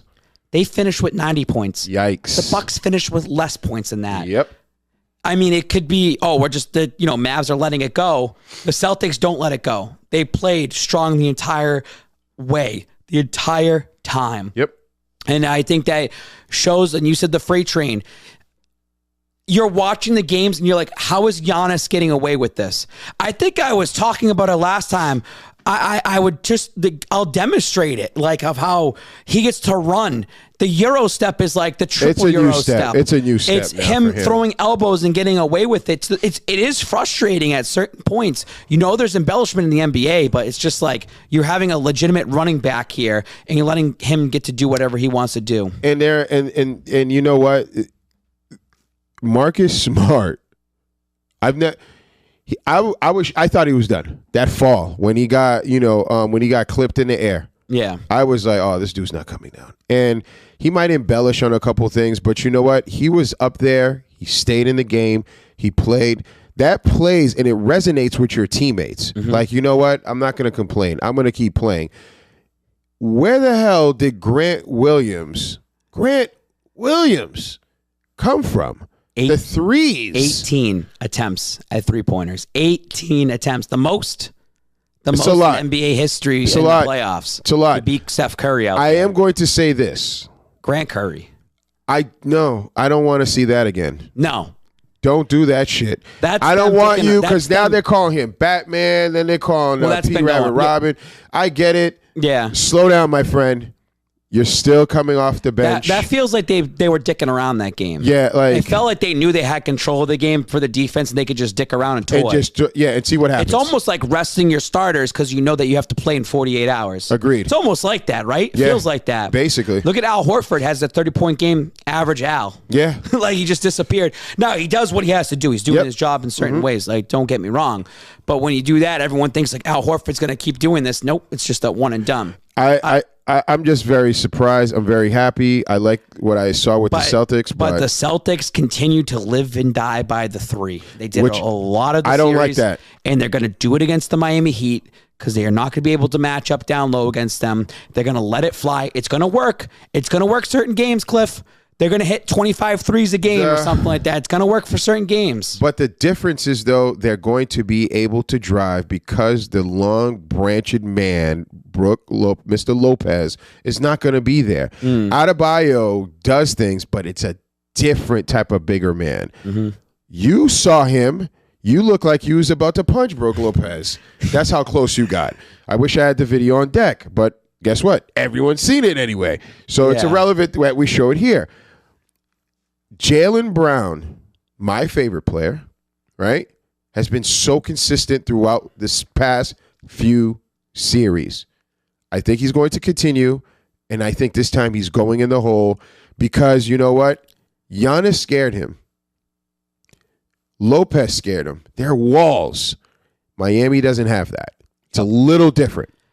Different. Yeah, and I was going to say, it was good for Tatum in Game 6 to have his. Yeah. He needed a fourth quarter like that. He did. We talk about killer instinct. It was there. Yep. It was there. Game 7, it was never needed. Yeah. I did want to see back-to-back. It's not right because I think Tatum, that's just a one-off game. I'm not giving him as much credit as he should get for that Game 6. He won them the game. Don't get that wrong. But let me see that another game, and he didn't do that the second game. It was kind of like second fiddle. Like he didn't have to be that killer instinct. He didn't have to do that back-to-back games. So I'm interested to see because the game's going to be on the line, and Tatum's going to have the ball against the Heat. Yeah. He did that a couple years ago when he failed. I think it was Game 1 when he had the ball, and it was him in the bubble, and he tried taking the shot, and that was when Deuce was there, and he was trying to impress him, and he missed it. I want to say this. Tatum is a beast. He has the killer instinct. But what I don't see in him is the ability yet that when he's down 13 points to say, I'm still attacking. Yeah. Jaylen Brown does that. Regardless, he's still attacking. And I get a lot of flack. People are like, oh, he's not as great. I'm not saying that. I like Jaylen Brown. I think every year he continues to get better.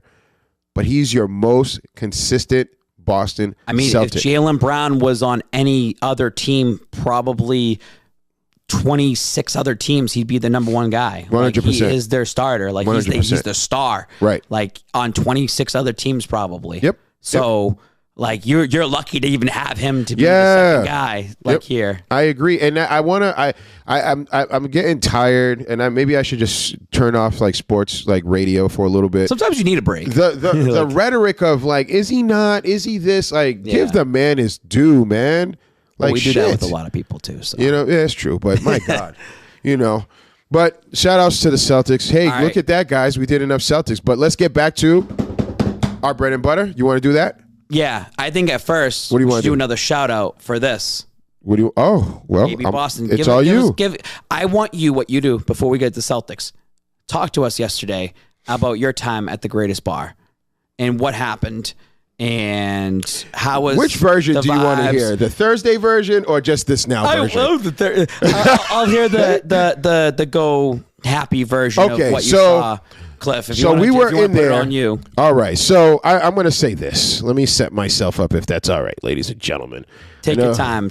Paint the picture of your day. You heard our day. I want to hear your day. Yeah. You know what? Because, okay. So we met up. We sat down. It was pretty cool. I seen this guy get dressed up. I was in shock. I was like, this dude's going to sweat his balls off. I kept begging him, hey, please make sure you drink enough water. Stay hydrated. Stay hydrated. He's like, yeah, whatever. As he takes a shot, okay, whatever. So we do our little bit. We do our production. We record a couple things in front of the Garden. We saw Eddie House, saw Amina. Shout outs to them. They were really cool. Like I said, it was a really good vibe. And then it was game time. It was time for them to go. And they left your boy all alone. So sad. I was all by myself. I can't sing, but I try to sing anyway. So I was all by myself, and I'm saying to myself, all right, I got to still get some stuff done. I got to get some B-roll. This is what I do. I'm a videographer. I love to shoot, period. I'm always being creative. So I go to the Greatest Bar because we had a nice little hookup over there as far as being allowed to shoot. So I go in there and I'm looking at all the fans. Everyone's dressed in green. Everyone's excited.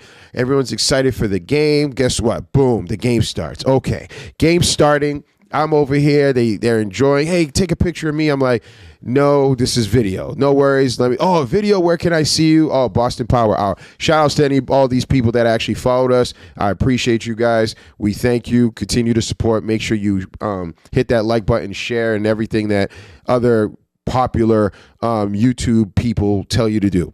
So back to the story. So I'm sitting at the bar.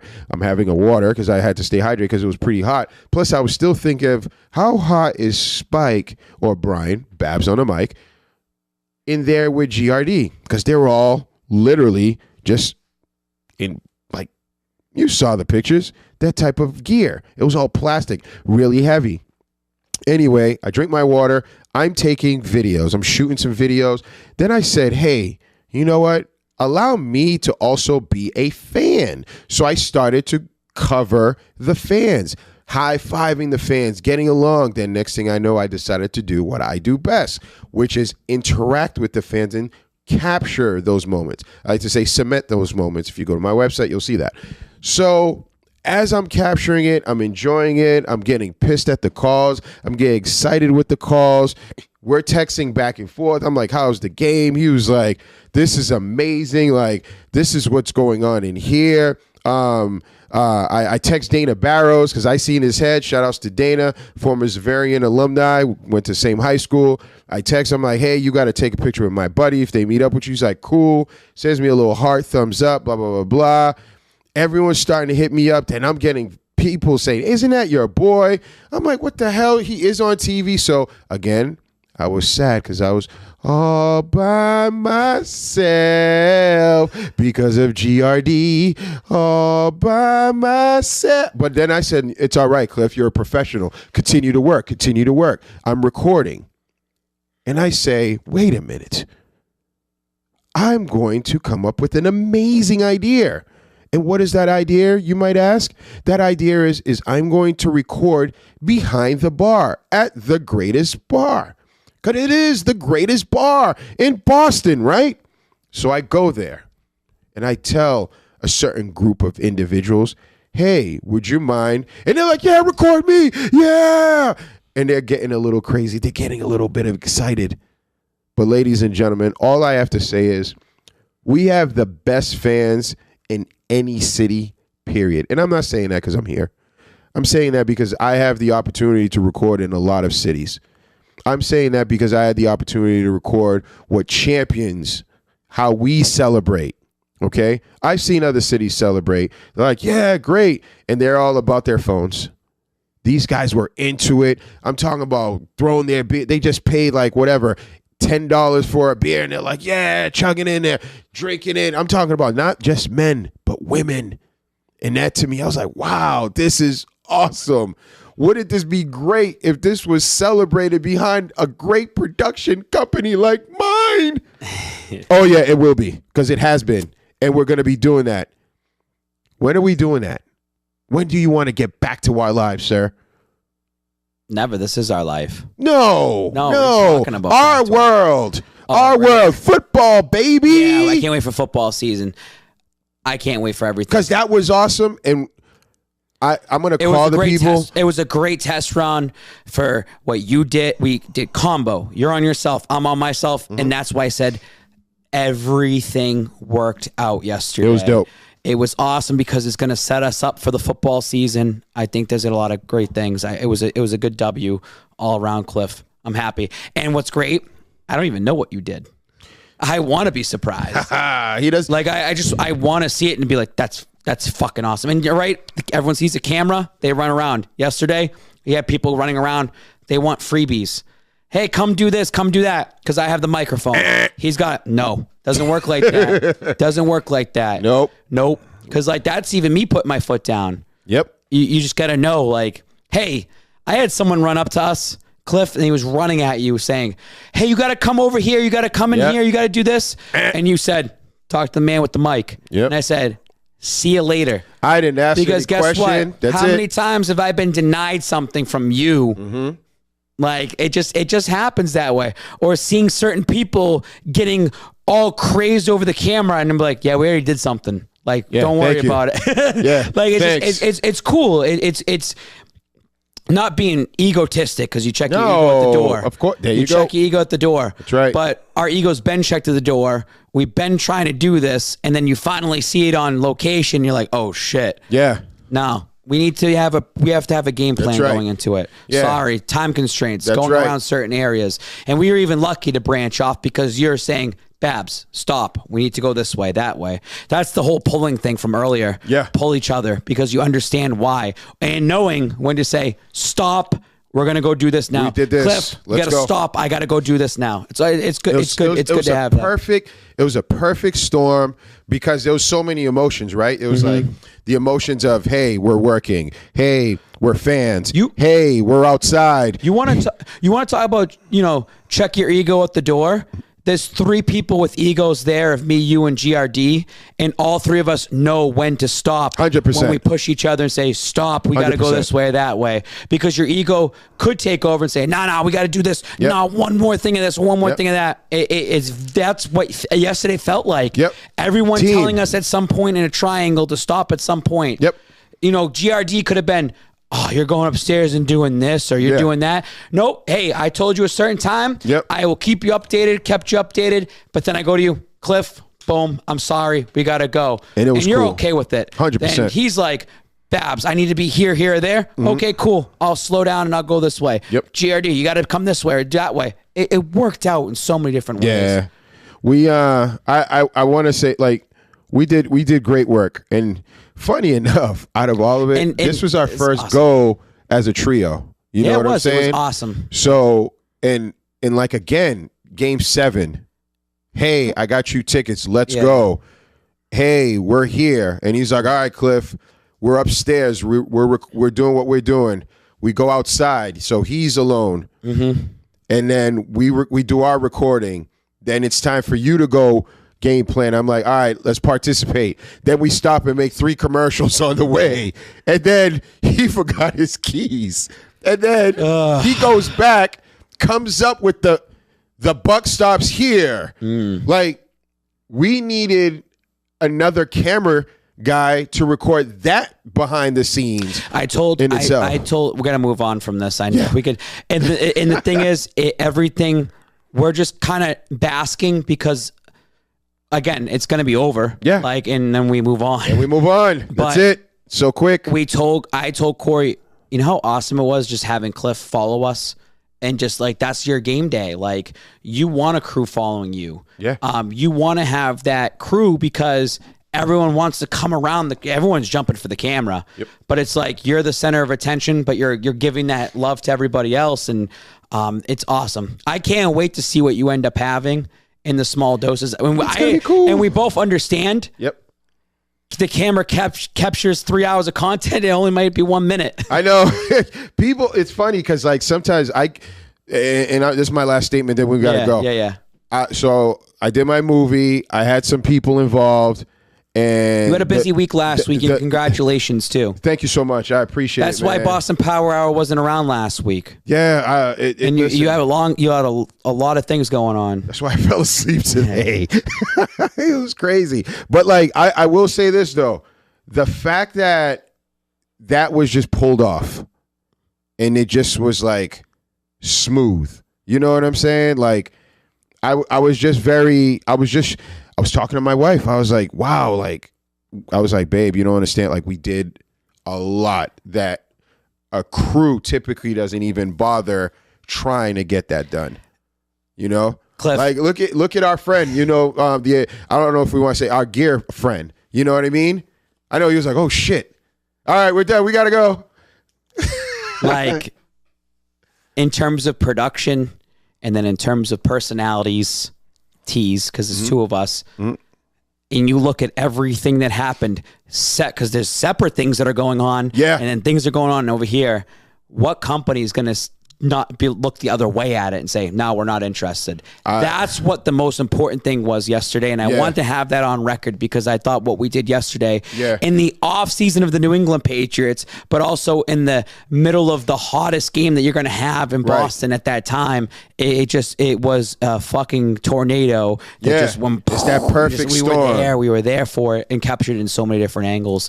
All around, huge W's. Huge W's. And speaking of dubs, let's talk about how many dubs that are not popping on this. Yo, dear people that follow us, I apologize. I told you a couple weeks ago, I don't think we're going to have a winning season, and I stand to that. Okay? So. All right, so here's the thing. Talk about it. Speaking a couple weeks ago, we were on Twitter Spaces, and we had a little... Let's run down the schedule, and let's just run down teams of who you're facing and what the wins and losses are going to be. Now we have the set schedule. The set schedule came out on Thursday, so now we know weeks 1 through week 18. You know what you have. You know where the bye week is. You know the teams. You know the homes. You know the aways, when it's going to be lined up. You know the times. You know the primetime games. So I think right now we should run down the schedule. Let's do it. As a combo, because we already know what my schedule prediction is, and I want to argue with you. Let's argue. So let's argue. I have a beverage. I'm ready. All right. Week 1. Week 1. At Miami, September 11th, 1 o'clock. Oof. I'm going to help you guys out. I'm actually going to say it's a W. The reason I'm going to say it's a W is because I don't think Tyreek Hill, I don't think Tua is going to be in line. I think Bill is actually going to just outcoach this new coach. That new coach is not necessarily a coach. I know that he was said that he's an amazing offensive coordinator, but I'd like to say in Bill, I still trust as far as preparing his team to play. And what we've been seeing with Mac Jones, the receivers, I think is going to come out. Hopefully because they still say they don't know who the offensive coordinator is going to be. And I think you're still in the running, because it better not be Matt Patricia. Matt Patricia, Jesus Christ. I look at the Miami game as this. The Patriots, they got swept by Miami last year. Yeah, they did. That's a sour taste in Mac Jones. Mac Jones is 0-2 now against the Miami Dolphins, right? Yep. And they played him against them the first week at home, and they should have won that game. And we all know they should have won that game. When they played him late in the season, that team was going through something at that time. And you can kind of feel that now looking back on it. You can say, well, Miami's going to be hot. Mac Jones from the South. Mac Jones is used to that weather. And it's better to have this game right now at this point when you're going through the hot humidity training camp up here. You're going through preseason in August and go right down there and try to get that win. I was down there in Jacksonville a couple years ago, and it fucking was hot. I believe that was week 2 in Jacksonville, and it fucking sucked being down there. But I think that if you want to start the season on the right foot, you get this W. If the Patriots lose the first game of the season, I do not feel good about that season. Sure. You need to get on the right foot right away. You got to get that W. Let's put that up as a W. So you're feeling good about that dub. You got to start the season on the right foot. You're not having a home game till week 3. You don't want to be 0-2 going into your first home game. No. Because last year when you were 1-3 to start the season, the vibes were down. The vibes were down last year. You need to have that first win on the season locked in. I agree. All right. So I'll let you go second, so we'll go back and forth. Well, all right, perfect. We'll go back and forth. I like that. You're going to be at the Pittsburgh Steelers week 2. I like a win right here because I don't know what the quarterback situation is as of right now. Yeah. Now, I thought if this game was a little later in the season, I'd be talking differently. I think they're getting set up perfectly right now to have back-to-back wins. Okay. I think that you can catch them a little bit off guard. I do think it's going to be a closer game than what people will expect it to be. But I just don't know what the quarterback situation is, especially if you're coming off a week 1 W at Miami. I think that you should be able to go into Pittsburgh week 2. The 2 things I'm looking for in this game, Brian Flores and how he handles, Bill Belichick and how his defense looks. I know he's going to be part of that. And I like Pat Freiermuth to catch a touchdown. the hometown boy here from Massachusetts, Pat Frymuth, the tight end there for Pittsburgh Steelers. Ellie's catching a touchdown against the team that he grew up rooting for, and he's not rooting for them anymore because he's a Pittsburgh Steeler. But I like to get that W. And by the way, if people are looking to go to Pittsburgh, they're a crazy, crazy, crazy city when it comes to football in sports. Don't be afraid to go out there. You'll have the best time. Nice. But sounds like you're having these twins. You've become soft. How am I become Because of this story. Like all these hometown boy. No, cut it out. Giving them an L? I'm giving them an L. I'm going to say why. Brian Flores. Let's not act like Tomlin is like a shit coach. He's always had great seasons. Maybe, let me not say great. Good seasons, right? I think they're going to come out with some weird package. I don't know who or what. But I think Brian Flores is going to say, you know what? Bill's going to play conservative. He's going to play this. This is where we attack him. Miami Dolphins Wildcat game. Like when that came out to the Patriots and they had no idea how to stop it. I see that. And I'm going to give you the loss for the sake of this conversation. For the sake of this conversation, because that means win-loss, you can swap them. Okay. Miami and Pittsburgh. Fair enough. Give it win-loss to start the season. Bang. All right. Home opener. Boston Power Hour tailgate. Maybe. We'll see. We'll see. A lot of talks about that. What do you got? I don't know, man. Like, who's the quarterback over there, dude? It's going to be, the sake of the conversation, it's Lamar Jackson as of right now. Week 3, they could be 0-2 going into this game. They could be 0-2. Not the Patriots, the Ravens. It's the home opener. It's the home opener for the Patriots. All right, so let me ask you a couple questions. Did we get any speedy defenders that can help spy on Jackson? Yeah, they got speed all draft. Those are the guys that are going to be out there during practice. Did they get real speed linebackers? Who's your middle linebacker? They're trusting their young guys. The young guys that you haven't seen anything really on them. Okay. I'm going to go with Lamar Jackson simply because I think he has something to prove. I'm not giving them a loss at home in the first game of the season. You don't want to do that. I cannot do that. You don't want to do that. I can't do that. And I go against Boston teams sometimes. I know. I cannot do that against Lamar Jackson. I think they have their number. I really do. Yeah, I just think that they'll have Lamar's number here. Do you think they're just going to bait him to say, hey, throw the ball? Yeah. So that's going to be Bill's plan. Maybe. Like, hey, I don't think you can do it. Huntley's really the quarterback. Maybe I trust the offense enough that you're looking. Maybe I trust the offense enough to keep up with the Ravens and scoring. That's a good one. I've told you this. This team's going to have to put up 30-plus points consistently to win games. And I think you're going to see games winning 30-27. Like 30-24. You know what? Because you said that, I am going to. You got to trust the offense a little bit more. I'm going to give you the dub simply because they put some stock into the offense this year. I'll give you the W simply because you did mention that. You did say, hey, you know what? They're going to have to score a lot of points. Baltimore's never been a team that's been really high octane, like a lot of points. So. Let Lamar run for 500 yards. Let him throw a couple touchdowns. I don't care. You can win that game 38-34. I'll give you that. I just think that's you're going to start seeing more Mac Jones scoring this year. You're going to see more Patriots scoring this year. Okay. That's the game. We're walking with the W here. All right. So you're up next, sir. So they're at Green Bay. This is one of the destinations for Pats fans, especially early on in the season. You want to go see Lambeau. Yep. You want to go see history there. I look at this game as a loss because you want to talk about defense and keeping up with scoring. They're not going to be able to keep up with Aaron Rodgers. That's it. Even though he lost his favorite receiver. You just wanted to talk about Lamar Jackson doing all this against the defense. They'll do it all against Green Bay. Yeah, Green Bay will do it all against the Patriots. All right, so it looks like we're on the same page. So it's pretty much 2-2. No matter which way you look at it, going into Week 5. Okay, Detroit.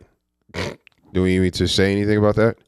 Could it be a sneaky game? Yeah. Like people like Dan Campbell? Yeah. But I think it's just the way the schedule is set up. It's like gifting the Patriots a win. And talking about this, because look at how the schedule goes. Mm-hmm. You have 2 1:00 games, 2 1:00 games, 3 1:00 games, I think, to start the season. The Green Bay's a 4:25 game. This Detroit game's going to be a 1:00 game. 1:00, yep. Like, it's just, you're trying to set the Patriots up to get, like, some sort of consistency to start the season. Get a good flow. You're showing that they should be 3-2 going into Week 6. I'm all right with that. Where's my duplicate? I had a duplicate here. There we go. Boom. Over there, from Week 1. Week 1. At Cleveland. Let's talk about this because I don't know why people are losing their mind that Baker is still going to be a quarterback. Yeah, he knows the system. They need a quarterback. They don't know where Deshaun's coming back. Is Deshaun still like what's going on with him? Does anybody know? I think they're talking about this week that they're gonna. I think this week they're supposed to be in the Bahamas with each other or something like that. Either way, he will come back. He's gonna set precedents. What is it? Ben had six games. Yeah, I feel like this game is also set up. Say it's 6 games. Yep. It's set up perfectly for the Patriots to get them right as the suspension's happening. And I mean, I'm looking at it too that Watson's going to need time to develop with the team. Like, I know he's trying to do chemistry right now. I know that preseason's going to happen. I know that he's going to spend time with his receivers and his core. Just because Watson can do things offensively doesn't mean he plays defense either. Right. Houston Texans. This guy's the MVP, and the Texans are a 4-win team. There's a reason why they were losing games. I think he's walking almost into the same thing, in the same situation. I don't know. They're not as bad as you're saying they are, man. I think they have a pretty decent team. The Patriots team. has had Cleveland's number over the last couple years. I'm going to say something that you said earlier that you say certain Patriots should or shouldn't do. Fuck history. New team. Yeah. New team. But I still don't think Baker can do it. I don't think Baker can beat them. So the sake of conversation, I think they take a win over Baker Mayfield. Yeah. I think Deshaun Watson would be a closer game. But all of a sudden, you got to look at it this way. You just played Lamar Jackson. Yep. You played Aaron Rodgers already. Yep. Like, you're kind of prepped for Deshaun Watson in the sense of that defense should be prepped for some of the quarterbacks that you've dealt with. Even if Tua looks somewhat good in that first game, you're prepped for that game. You should be prepped. Should be. If Cleveland was one of the first games and it was guaranteed Deshaun Watson's there, I'll be singing a different. That's an L, yeah, for sure.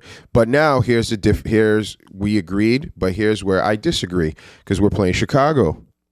That's a win. I think Fields might actually ball out. No, absolutely not. Why is that? Because it's Mac Jones, Justin Fields. Fields looked terrible last year when he came in for Andy Dalton. You're right. The Chicago Bears are a mess. This is going to be happening. The Patriots literally had Mac Jones fall into their lap, Cliff. Agreed. And all these other quarterbacks that got drafted before him are going to stink. There's Not already all of them. There's already bad talk about Trey Lance, and they don't trust him. Justin Fields, they're not going to be able to trust him there. Trevor Lawrence is just going to be stuck under that grossness of the Jacksonville Jaguars. These quarterbacks, Zach Wilson looked like crap right away last year. He ended off the season okay. At least the Jets are doing something. We'll get that in a second. Because that's my next loss. But no, it's a win. I'm going to give you the I'm going to give you the win with Chicago. But first primetime game of the season too for them. It's a win. It's Monday night. If it's in Chicago, it may be different. They're in New England. They're in Foxborough. There's a reason why the schedule is set up the way it's set up. Things can change. A lot can change as weeks go on. It's a win. Come on, Cliff. Don't play this game. You want them to be 8-9 for some reason. No, dude, because the Jets are not going to be as bad, dude. So, yeah. Okay. So, we talk about this Jets game. They outscored the Jets like 79 to 19 last year. Last year. Okay. So, if the Jets are going to get better, they're going to outscore them probably 59 to 39 this year. 59 to 29 this year. Hold on. So, we're saying that if you get... So, if they might you're get not always slightly better, but you're still going to beat them 34 to 15 or 16. Like, you're still going to beat the Jets. But I will say this, because I was agreeing with you with the points. Then I remembered, who's the offensive coordinator again for the Patriots? Mac Jones is the offensive coordinator. By that time right now, this offense, I told you, if this team it has to score a 30-plus point ratio, like they have to score that much, and their defense is giving up, you're going to feel good going into this game. This game, they put up 50 against the Jets last year. They got good players in the draft, but they're not going to be instant impact players. Give them some time to develop. You want to talk about it maybe next year or the year after that? Fine. But this year, they're going to take care of the Jets. I'm going to put a little check mark for me on the side and mental note just to say, I told you so. I will give you the dub just to keep us going, but I don't think they're going on a 3-game win streak here. and based on what we're doing, they're going to get the 4th win in a row. And then this is when they get their loss versus Indy? No. They're going to win Indy as well. If it was in Indy, different story. It's at home. It's a Matt Ryan and 28-3 forever lives. That is going to no. You can say it's a different team. It's going to carry into this game. It's going to carry into Matt Ryan's head. Matt Ryan is going to be rattled here in New England. He's going to be having flashbacks to Super Bowl 51 because during the week that's all they're going to show. That's all they're going to talk about going into the game is Super Bowl 51. Dude, it still is going to live with them on a different team. It doesn't matter. They already brought him in Indy. He got baptized. They cleared us. They got him the water. They said, listen, we wash away that sin, that disgusting loss that was, again, because we're still talking about a team sport. It wasn't just you. It was your team. Okay, you Cliff, was a team. Bill Belichick's going to say we're going on a bye week after this.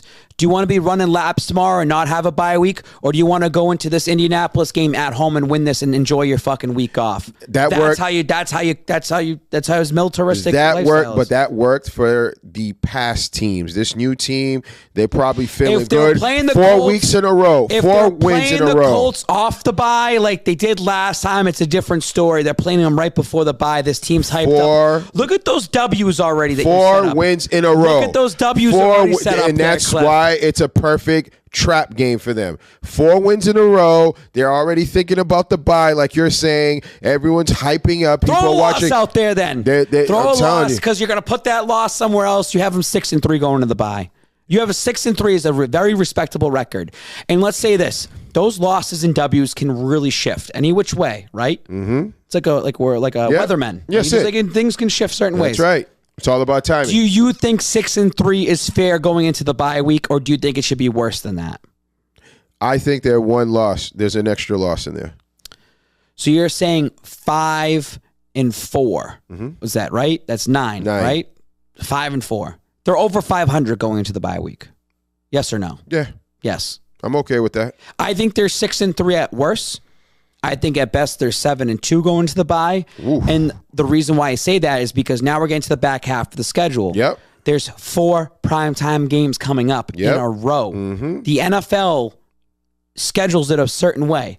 Well, Babs, they can flex games out. No, like this shit's set. If they're flexing a game, they're flexing the 5th primetime game in a row for the Bengals and Patriots when that comes up. When it matters. Okay? Yeah. The NFL knows. There's a reason why the Patriots are getting 4 primetime games in a row. So, off the bye week, you're at the Jets are here in New England. You know how I feel about the Jets. I thought when we did this, we split. We split. The last time we did this, we did split. Why not? So there's not going to be any improvement with the Jets. No. They're just going to keep losing and losing and losing, regardless of all the picks. Yes. Regardless that Mr. Wilson was Jets, man. that he was getting better towards the end of the year. That's irrelevant. It's irrelevant. Only Mac Jones can get better. Yep. Ladies and gentlemen, I need you guys to record this shit right Second now. overall pick, he's going to suffer. They already had a dilemma last year. That's last year. And it's going to carry into Why this do year. we keep doing history shit? Like, it's a new year. History Everyone's repeats 0-0. Not all the time. Not all the time. It's like the Roman Empire. You think you can control all this shit, I'm trying to do and you it a crumbles. favor for the viewers. Like, trust me, you cannot. The Patriots are sweeping the Jets. But you know what? It's all right. I'm going to give you that because the viewers are going to be like, Babs, you were wrong We're again. going to have a lot of, okay, that's fine, because we're going to have a lot of maybe indifferences coming up or agreements coming up. Mm-hmm. There's losses still coming up. Give them a W there. I'll give you that dub. I'll give you that dub. But I'm telling you, remember this. We will look at this. Thanksgiving night, Minnesota. Crappy game, by the way. So I heard this game get announced on Zolak and Bertram. Too. I'm sorry, man. Was just so upset. He's so right. Thanksgiving's an awesome holiday. It is, but we're not supposed to play that ever. No, that's a the Detroit night game. You're not give it to them. You're not going to care about the night game either. You're so right. You're like, your day's already set. You're getting tired. You just kind of want to, like, you're not hyped into that game. All. Like, from Pat's Nation, like there's dedicated fans, but who's really going to travel Thanksgiving? Even Silver Bolt's kind of like, I don't know if I really want to go out on Thanksgiving That's disrespectful, don't you think? But you have to play on Thanksgiving at some point. You have to eat it. I hope they wear the red throwbacks this game, or they play it on the Monday night game. They're going to wear the red throwbacks. Yeah. That'll get you excited. But at this point, like, you're just kind of like, For it's this a throwaway game. Yeah. And Minnesota's a dub. I'll give you the dub with Just them. give it the dub. You want to start putting some red up there? Because we can start doing that now. Nah, well, it's coming. It was there coming, before, it's but coming now. Let's get this final But this one is there. also now, you're at the back half of the stretch, right? Yeah. 6 games left to go, right? Where it matters. Okay. Where So it you're looking at this matters. and people probably laughing too. Only 3 losses. Yeah. So now you're looking at a record of, what's that now? So that's 2, 4, 6, 8. I'm just putting that there. And I agree with that. I still think that you're not up to par with the Buffalo Bills just yet. They brought Von Miller. And you're not playing the Buffalo Bills until week 13. And they brought Von Miller.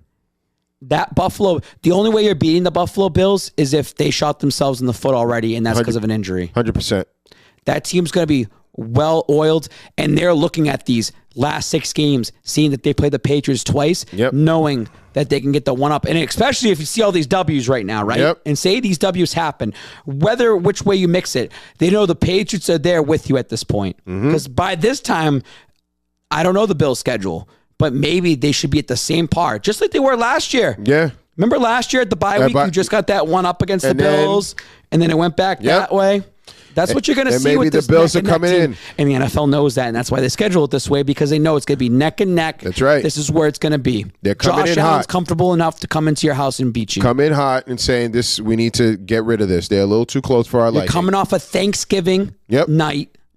It's Thursday night. Now, I think the Bills are playing on Thanksgiving as well, too, and they're playing the early game. So you have that certain level of competition because you're both going to have the same amount of time off. And you're both playing on Thanksgiving. Okay. But you got the night game. You got to fly back home. You got family stuff coming up. Yep. Holidays are different now. They are. Because you have personal life going on. That's right. We know it. And guess what? These guys are pissed off. They're pissed off. They watched the Super Bowl and they were like, that should have been us. That should have been us. So they're pissed off at the world right now. You take that L against the Buffalo Bills, that's when things can start unraveling for this team. That's when things can creep in your mind like, it depends on how they lose. Like, that's a make or break. That Buffalo game at home is your make or break for the season. You know what it could be, I too? think it was similar last year. That Buffalo home game was your make or break last year for the season. That is your make or break to see if you're a true playoff contender or not. Let's rewind a little bit because you didn't like the Colts L on the Colts, right? Imagine if the Patriots amount all of these dubs. Feels like last year, doesn't it? It feels like you're just beating the bad. Feels like last year. You're beating the good. You're beating the bad teams. Yep. And you're losing against the good teams. Because remember, we were feeling so good. And they beat the bad teams. They beat the really bad teams that you're supposed to beat. You're supposed to. You're winning games. Jets, Lions, Vikings, Bears. Yep. And I put the Ravens in there and maybe even the Dolphins week 1 because you catch them on a week 1, right? Yep. That's You're beating bad teams. That's what I'm saying. The Steelers lost so Steelers, Dolphins, switch that around. Green Bay, good team. Colts, you think they're good? They are a good team. They should have been a playoff team. Yep. And that Matt Ryan should be by this time of the year, they should be like, oh, they're in the playoffs. Could be a lot of changes. Now let's go look to Arizona. at the back half, like Arizona Monday Night Football. 2 Monday Night Football games this year. Where's Arizona right now? This is at the time of the year where Kyler Murray's probably hurt. Starts or falling limping, apart. Falling apart. Yeah. You got it because in this stretch of games they got to get a W somewhere. You got to give them a win here. Yeah. Monday Night Football. Yeah. I'll follow you with that. I'm all right with that.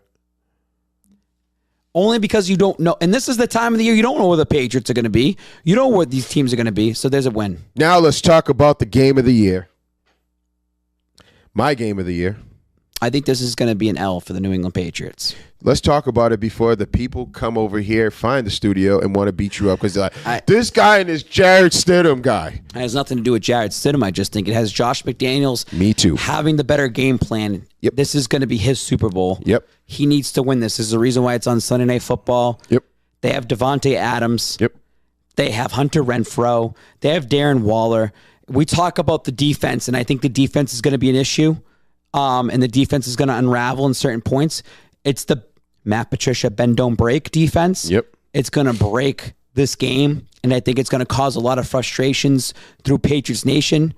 Now, it's December. By the way, it's Christmas time now coming up. So that's December 18th, and the playoffs are just only 4 weeks away. Yep. There's going to be a lot of question marks. Can this defense do it? Can this defense hold up? Can they do it? And I think it's going to start eating into some of these young minds, and it's going to eat into Belichick, and I think it's going to eat into the team at this point. They have a really, really tough stretch here. Bills, Cardinals, Vegas. Mm-hmm. You still have more. We're not done. More. That's another L coming up after Vegas to me. I personally think the team starts unraveling. And this is the sake of the conversation. Yep. Can they beat these teams late in the season? Yes. We just don't know what the teams are going to be. But if you want to base it on history or base it on where the teams are at right now, the Bengals are way better than you when you look at the next game. That's right. The Raiders are way better. The Raiders ranked higher than you in the playoffs. Yep. The Bills ranked higher than you. The Cardinals, you might catch them. Yep. The Bengals are better than you. Like, that's how you have to look at it, sadly, and just know that, like, the Cincinnati Bengals went to the Super Bowl. They knew what their flaws were. Offensive line. What did they do right away, Cliff? Offensive line. Oh, yeah, because they finally figured out. You want to talk about this defense being Let's a question protect mark? our quarterback. You're going to get lit up by Josh Allen. You're going to get lit up by Derek Carr, Jared Stidham, and then you get lit up by Joe Burrow. Like, that's what it feels like. It's a shame, but it is. But you know what though, and this is my fear. Let me put these L's up here. I'm gonna say singular, just this one, because I want to talk about the Miami game. Yeah. So we're okay with this L that I just put up there, right? Yeah. Miami. If Tua's not performing, because this is another spin, Jimmy's still out there. Could there be a trade halfway through the season? Miami wanted Tom Brady. Yeah. They were setting up for Tom Brady. So we'll just grab the Tom Brady that was supposed to be Tom Brady. Yep. That the Patriots were doing, and we'll just grab the next thing that's out there. Yep. It's possible. It's possible. I thought the Miami Dolphins, I don't know if you saw the video. It was a throw from Tua to Tyreek. And the Dolphins Twitter posted it, and it was like Tua going back, no pads or nothing, throws it up, and Tyreek had to step back and catch it. Really? They caught it at the very end, and they got roasted for that. The Dolphins. It looked bad for Tua. So it's just like, do you trust by the time this happens that the Patriots will, or the Dolphins will still be in it? I don't know. I don't think so. You're at home. Now, if this was opposite and it's an away game, maybe I wouldn't be feeling it now that you had these losses. This game now, you want to talk about last year, winning and losing against bad and good teams. The Miami Dolphins are going to be like your Jacksonville Jaguars game, right? Yep. This is your, all right, we need that win going into Buffalo. Yeah, we need it. We need this win to make us feel better and get us back in it. So I see a win here, but then you're going to lose the next week against the Bills on that final week. So do they feel just like give up? Huh? Are you saying that this young team might just say, why bother? Not for the Miami game. They're going to try at home. This could be your last home game of the season. Yeah. This could be it for you. But just like last year, the Jacksonville Jaguars, you beat up on them. You went to Miami and you just laid a stinker. Yeah. I feel like these last few games, this is where you need momentum in the season. You need momentum going into the playoffs. You cannot end bad. You can have these. The Patriots have had strong starts, but they've had strong finishes. We've seen the Patriots have strong starts and go 4-4 or go slightly under 500 at the end of the season, and they look gross. Like, they look gross in the playoffs. I see them losing to Buffalo in this last game here. Agreed. Okay? Yep. So you're looking at right now in the final stretch of the games, they're pretty much going 4-4 in that final stretch. And I still think that you could swap these L's around in W's everywhere. All right. So 1, 2, 3, 4, 5, 6, 7. You have 7 losses. That's 10-7. That literally is your same record as last year. You say history. You don't want to talk about history, but it makes sense. 10-7, I think, is the actual record of where they're going to be. And I could say 12-5, or you can say 8-9 or 9-8, but I think 10-7 is respectable. I think 10-7. I think Mac Jones is going to improve. I think Mac Jones is going to improve. I think Mac Jones is going to showcase his certain talents. They're going to look good, but there's still a lot of question marks that Belichick's going to have to address in the offseason. Defense. Yes. Defense. I think Belichick's going to eat the L this year on their defense as long as the offense flourishes. Mac Jones looks good. I think Mac Jones is actually going to earn a Pro Bowl this year. He didn't earn it last year. It was given to him. I think he earns it this year. No. What, by default because they don't go to the Pro Bowl? No, because I think Mac Jones actually throws like 40 touchdowns this year, and I think he looks really good. It's just the defense is going to be the reason why they lose a lot of these games. Okay. I think that you're going to see them try to do everything they can in their power to keep these, like, the Cowboys game, right? Mac Jones looked great that game. You're going to see a lot of those games. Okay. I think you're going to see a lot of those Cowboys types of games. Okay. You're going to see a lot of these games that, they lose at home against the Bills, but Mac Jones threw for 3 touchdowns. And it's just a back and forth battle. I think you're going to see a lot of that. And I think you're going to see, you wanted Matt Judon to get help. Yeah. Where's their help? Right? He didn't get any. He's on his own island right now. Yes, he is. Their cornerback situation, they have nobody. Malcolm Butler, they're praying. But they're praying. It's the Band-Aid. It's the bend, don't break defense of Matt Patricia. Let's focus on our franchise. Kraft will be all about that. Kraft will say, I need Mac Jones to look as good as possible. We can fix everything else. Just give it time. Okay, so your theory is that the offense will get better.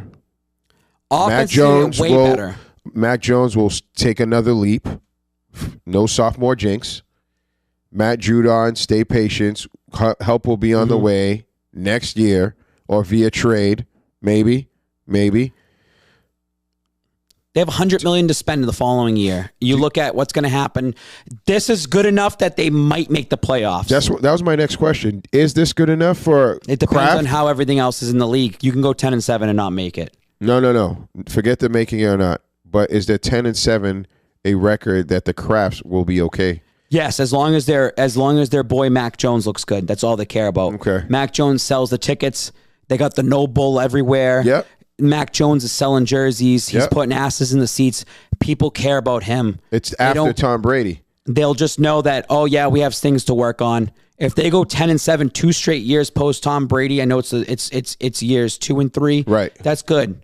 I think at 10-7, but you're still questions. You're losing against teams that are good, right? And you're beating the bad teams, which is still good. It's like, hey, now let's package this. We now have our offense locked in for year 3 for Mac Jones. Then they have to go really in on defense, and they've done that in the past. Yeah, they've gone out and they got a Browner, and they got Darrelle Revis. Correct. They go out there and they'll get guys here and there. They traded for a guy like Kyle Van Noy because they've seen something out of him and they let him develop in the league. Yep. I'm sure Belichick is looking at certain pieces that are still developing in the league right now that he'll go after in trades or he'll go after and pay them. So I just, that's the year. In 2023, that's the make or break for Belichick and like what you're doing with this team. Okay. Are you a Super Bowl contender or not? I think you went from Cam Newton in the 7-9. Yep. You got the rookie. You went 10-7 his first year, and we know the bullshit of it. Yep. They beat the bad teams, but that's what you're supposed to do. If you're losing against bad teams, there's a real problem. And not even that, like they're beating the bad teams by good numbers. Right. That's good. They'll get there. At some point. So I don't want to be discouraged at 10-7. The homer of me says 12-5. The realistic is 10-7, but I think they'll be a better 10-7 than they were last year. Okay. And most fans are going to say, 10-7 again, they're not going anywhere. No, that should be good. I think you're right at the spot where you need to be. At so the 10-7 is dependent on the way in which they win. And I think they'll beat some good teams. I think it's the quality of their wins. Okay, it's the quality of their wins. Okay, like I mean, you're gonna have to beat up on the bad teams. Like maybe the Jets are better, right? And maybe they'll have a better, respectable record at the end of the year. Yep. It'll make that win more meaningful. And that's where I want fans to be prepared for that, right? I think having a less than a 10-7 record, I'm not saying it's okay, but it might have to just be okay because of the caliber of these other teams. I'm sorry, but if they go 8-9, it's a failure. It is a failure. And I don't accept that. I don't accept it though, but listen to this, right? I don't accept it, but you also have to accept that there's a shitload of other teams that are better than you. Cool. Belichick wants to pull out his dick in how he coaches and runs the ball 40 times on somebody. That's the coaching. He literally told Max, sit down. I'm going to take care of this in coaching, and they won a game that way. They shouldn't have won a game like that. No, and they did. shouldn't have. That's why I think that the coaching does matter in certain ways, and they should be 10-7. I think even 9-8 is a disgusting record for them. That is a step back. That might be their record, though. I think 10-7 is like, you know how it used to be with Brady, 12-4, 12-4, 12-4. Then you'd have your bad seasons of like 11-5 mixed in or 10-6 mixed in. But then you have your elite seasons of like 14-2, 14-2. 10-7 is going to be the new like stable record of what the Patriots are going to be. Do you think that Bill has an excuse already built in with Josh not being here? A lot of turnover, a lot of coaches, a lot of changes. No, I really think if you want to play the Belichick versus McDaniels card, I think they have a lot of trust in Mac and his development that like we're good. Okay. I told you.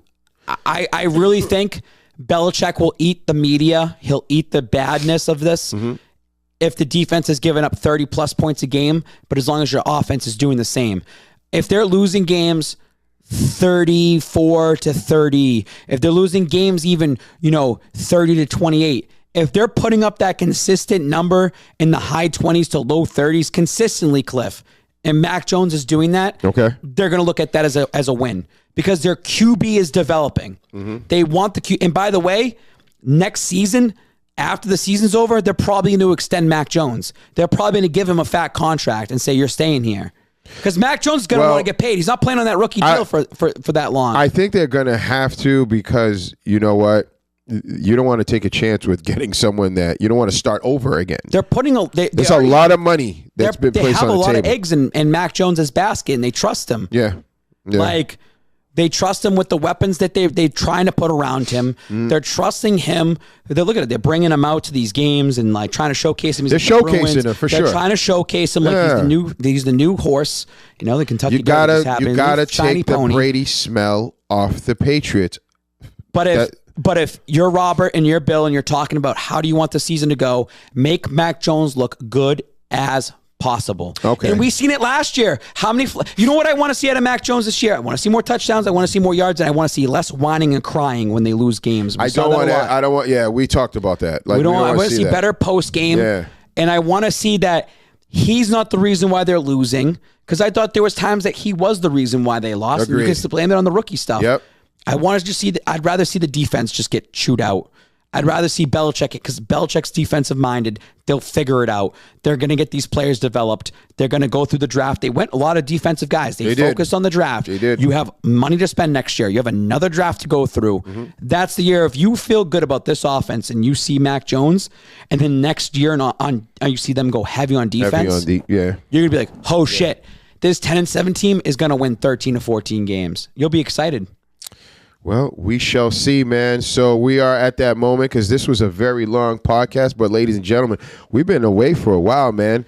So final thoughts from me is this. And we talked about this. And maybe one day we'll get credit for coming up with something unique, something that we are ahead of these other media folks.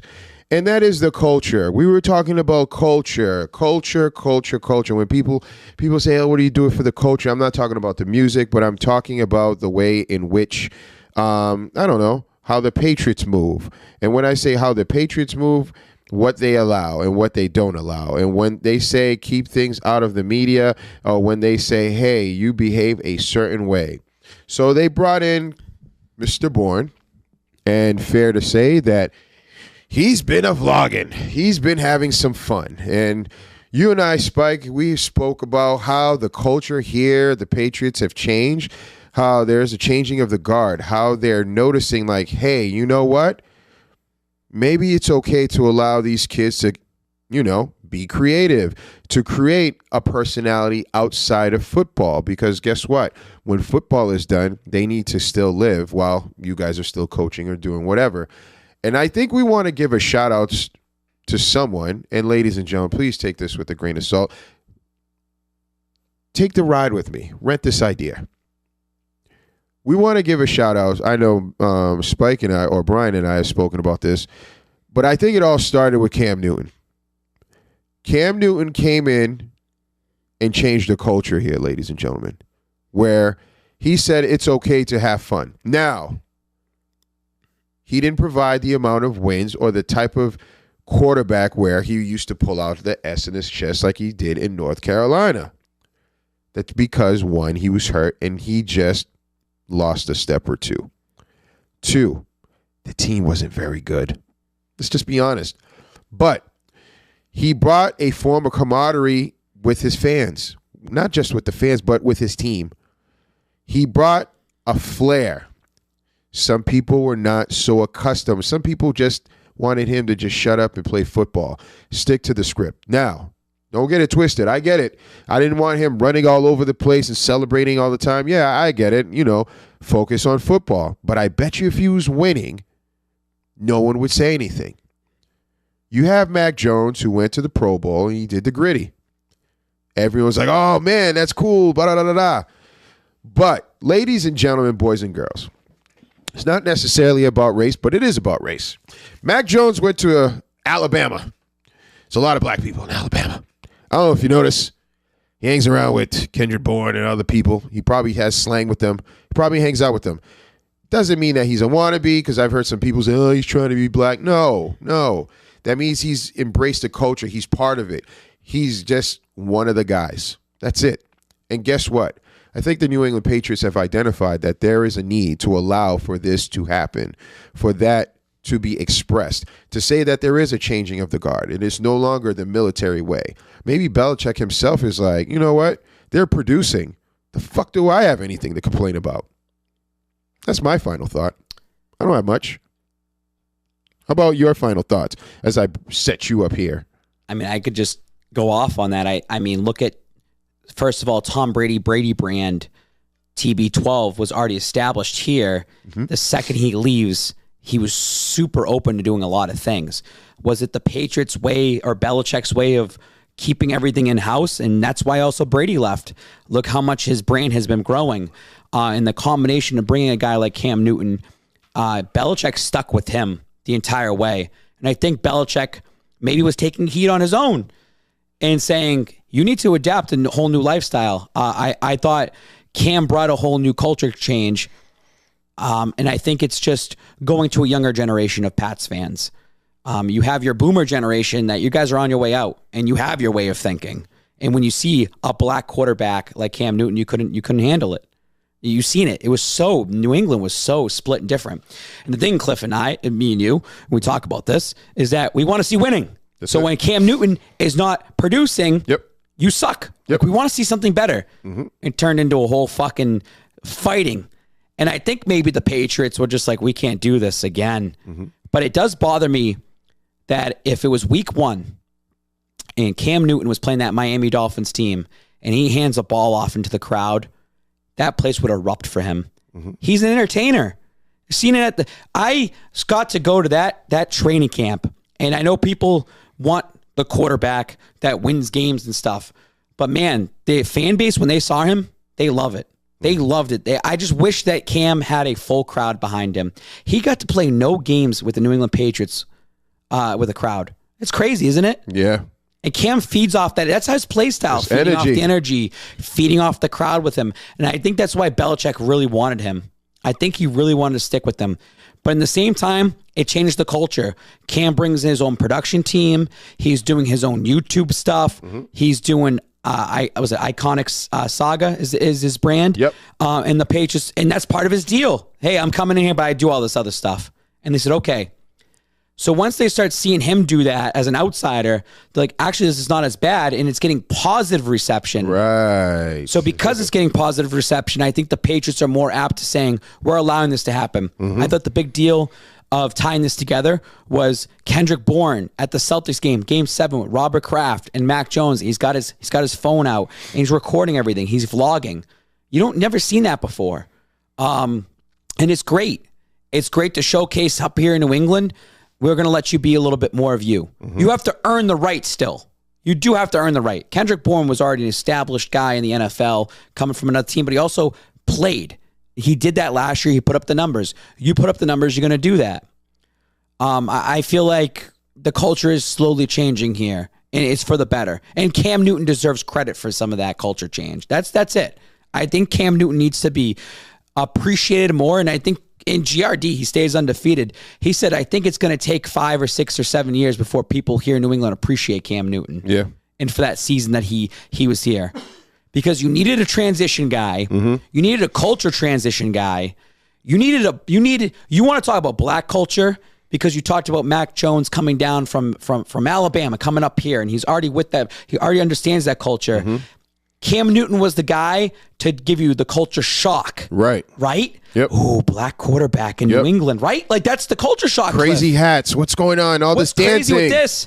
And because it's Cam Newton, who's already an established star and was an MVP, it changes some of the perspectives here, maybe. Right. And now you get your white quarterback again, but he's got that culture and now it just understand it. It's just there's some stuff behind the scenes, I think, Cliff, that we both agree on. That I think that it shouldn't be that way, but it's just, I think you have to.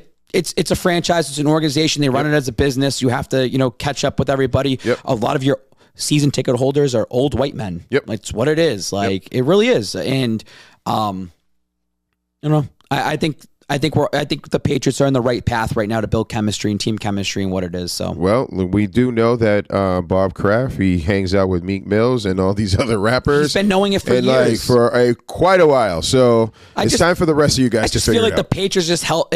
I don't know who to blame, but it's just they had to stick up their ass for so many years. They never had to be, because Brady knows the culture too. Yes, he does. And we're not saying like Brady's like he knows the culture, but it's like they held themselves a certain way because it worked for so many years. Right.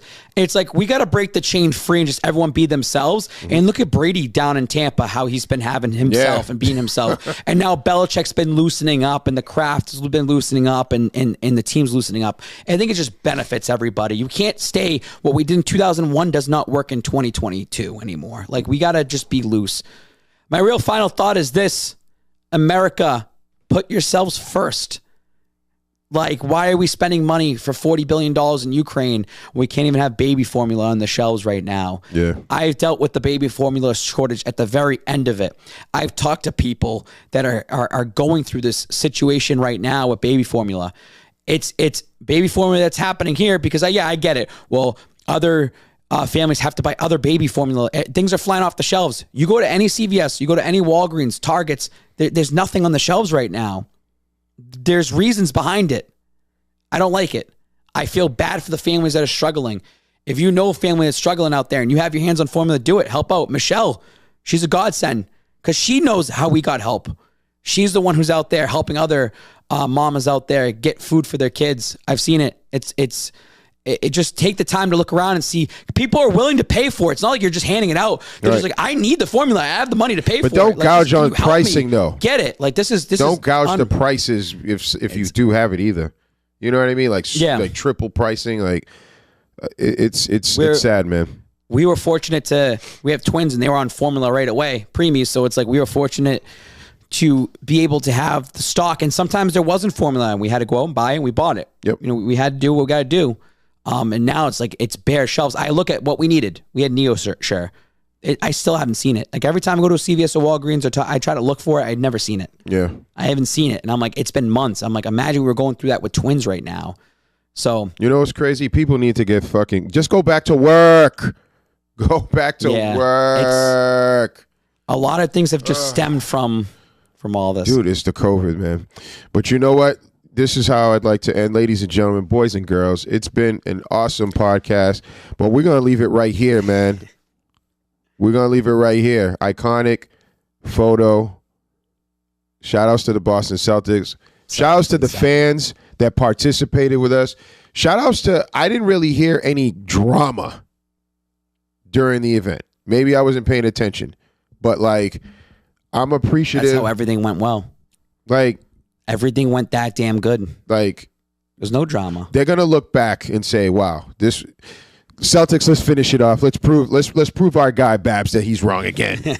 All right, ladies and gentlemen, my name is Clifford Bonet. I got Babs on the mic, and we're out of here. This is the Boston Podcast. You guys be well.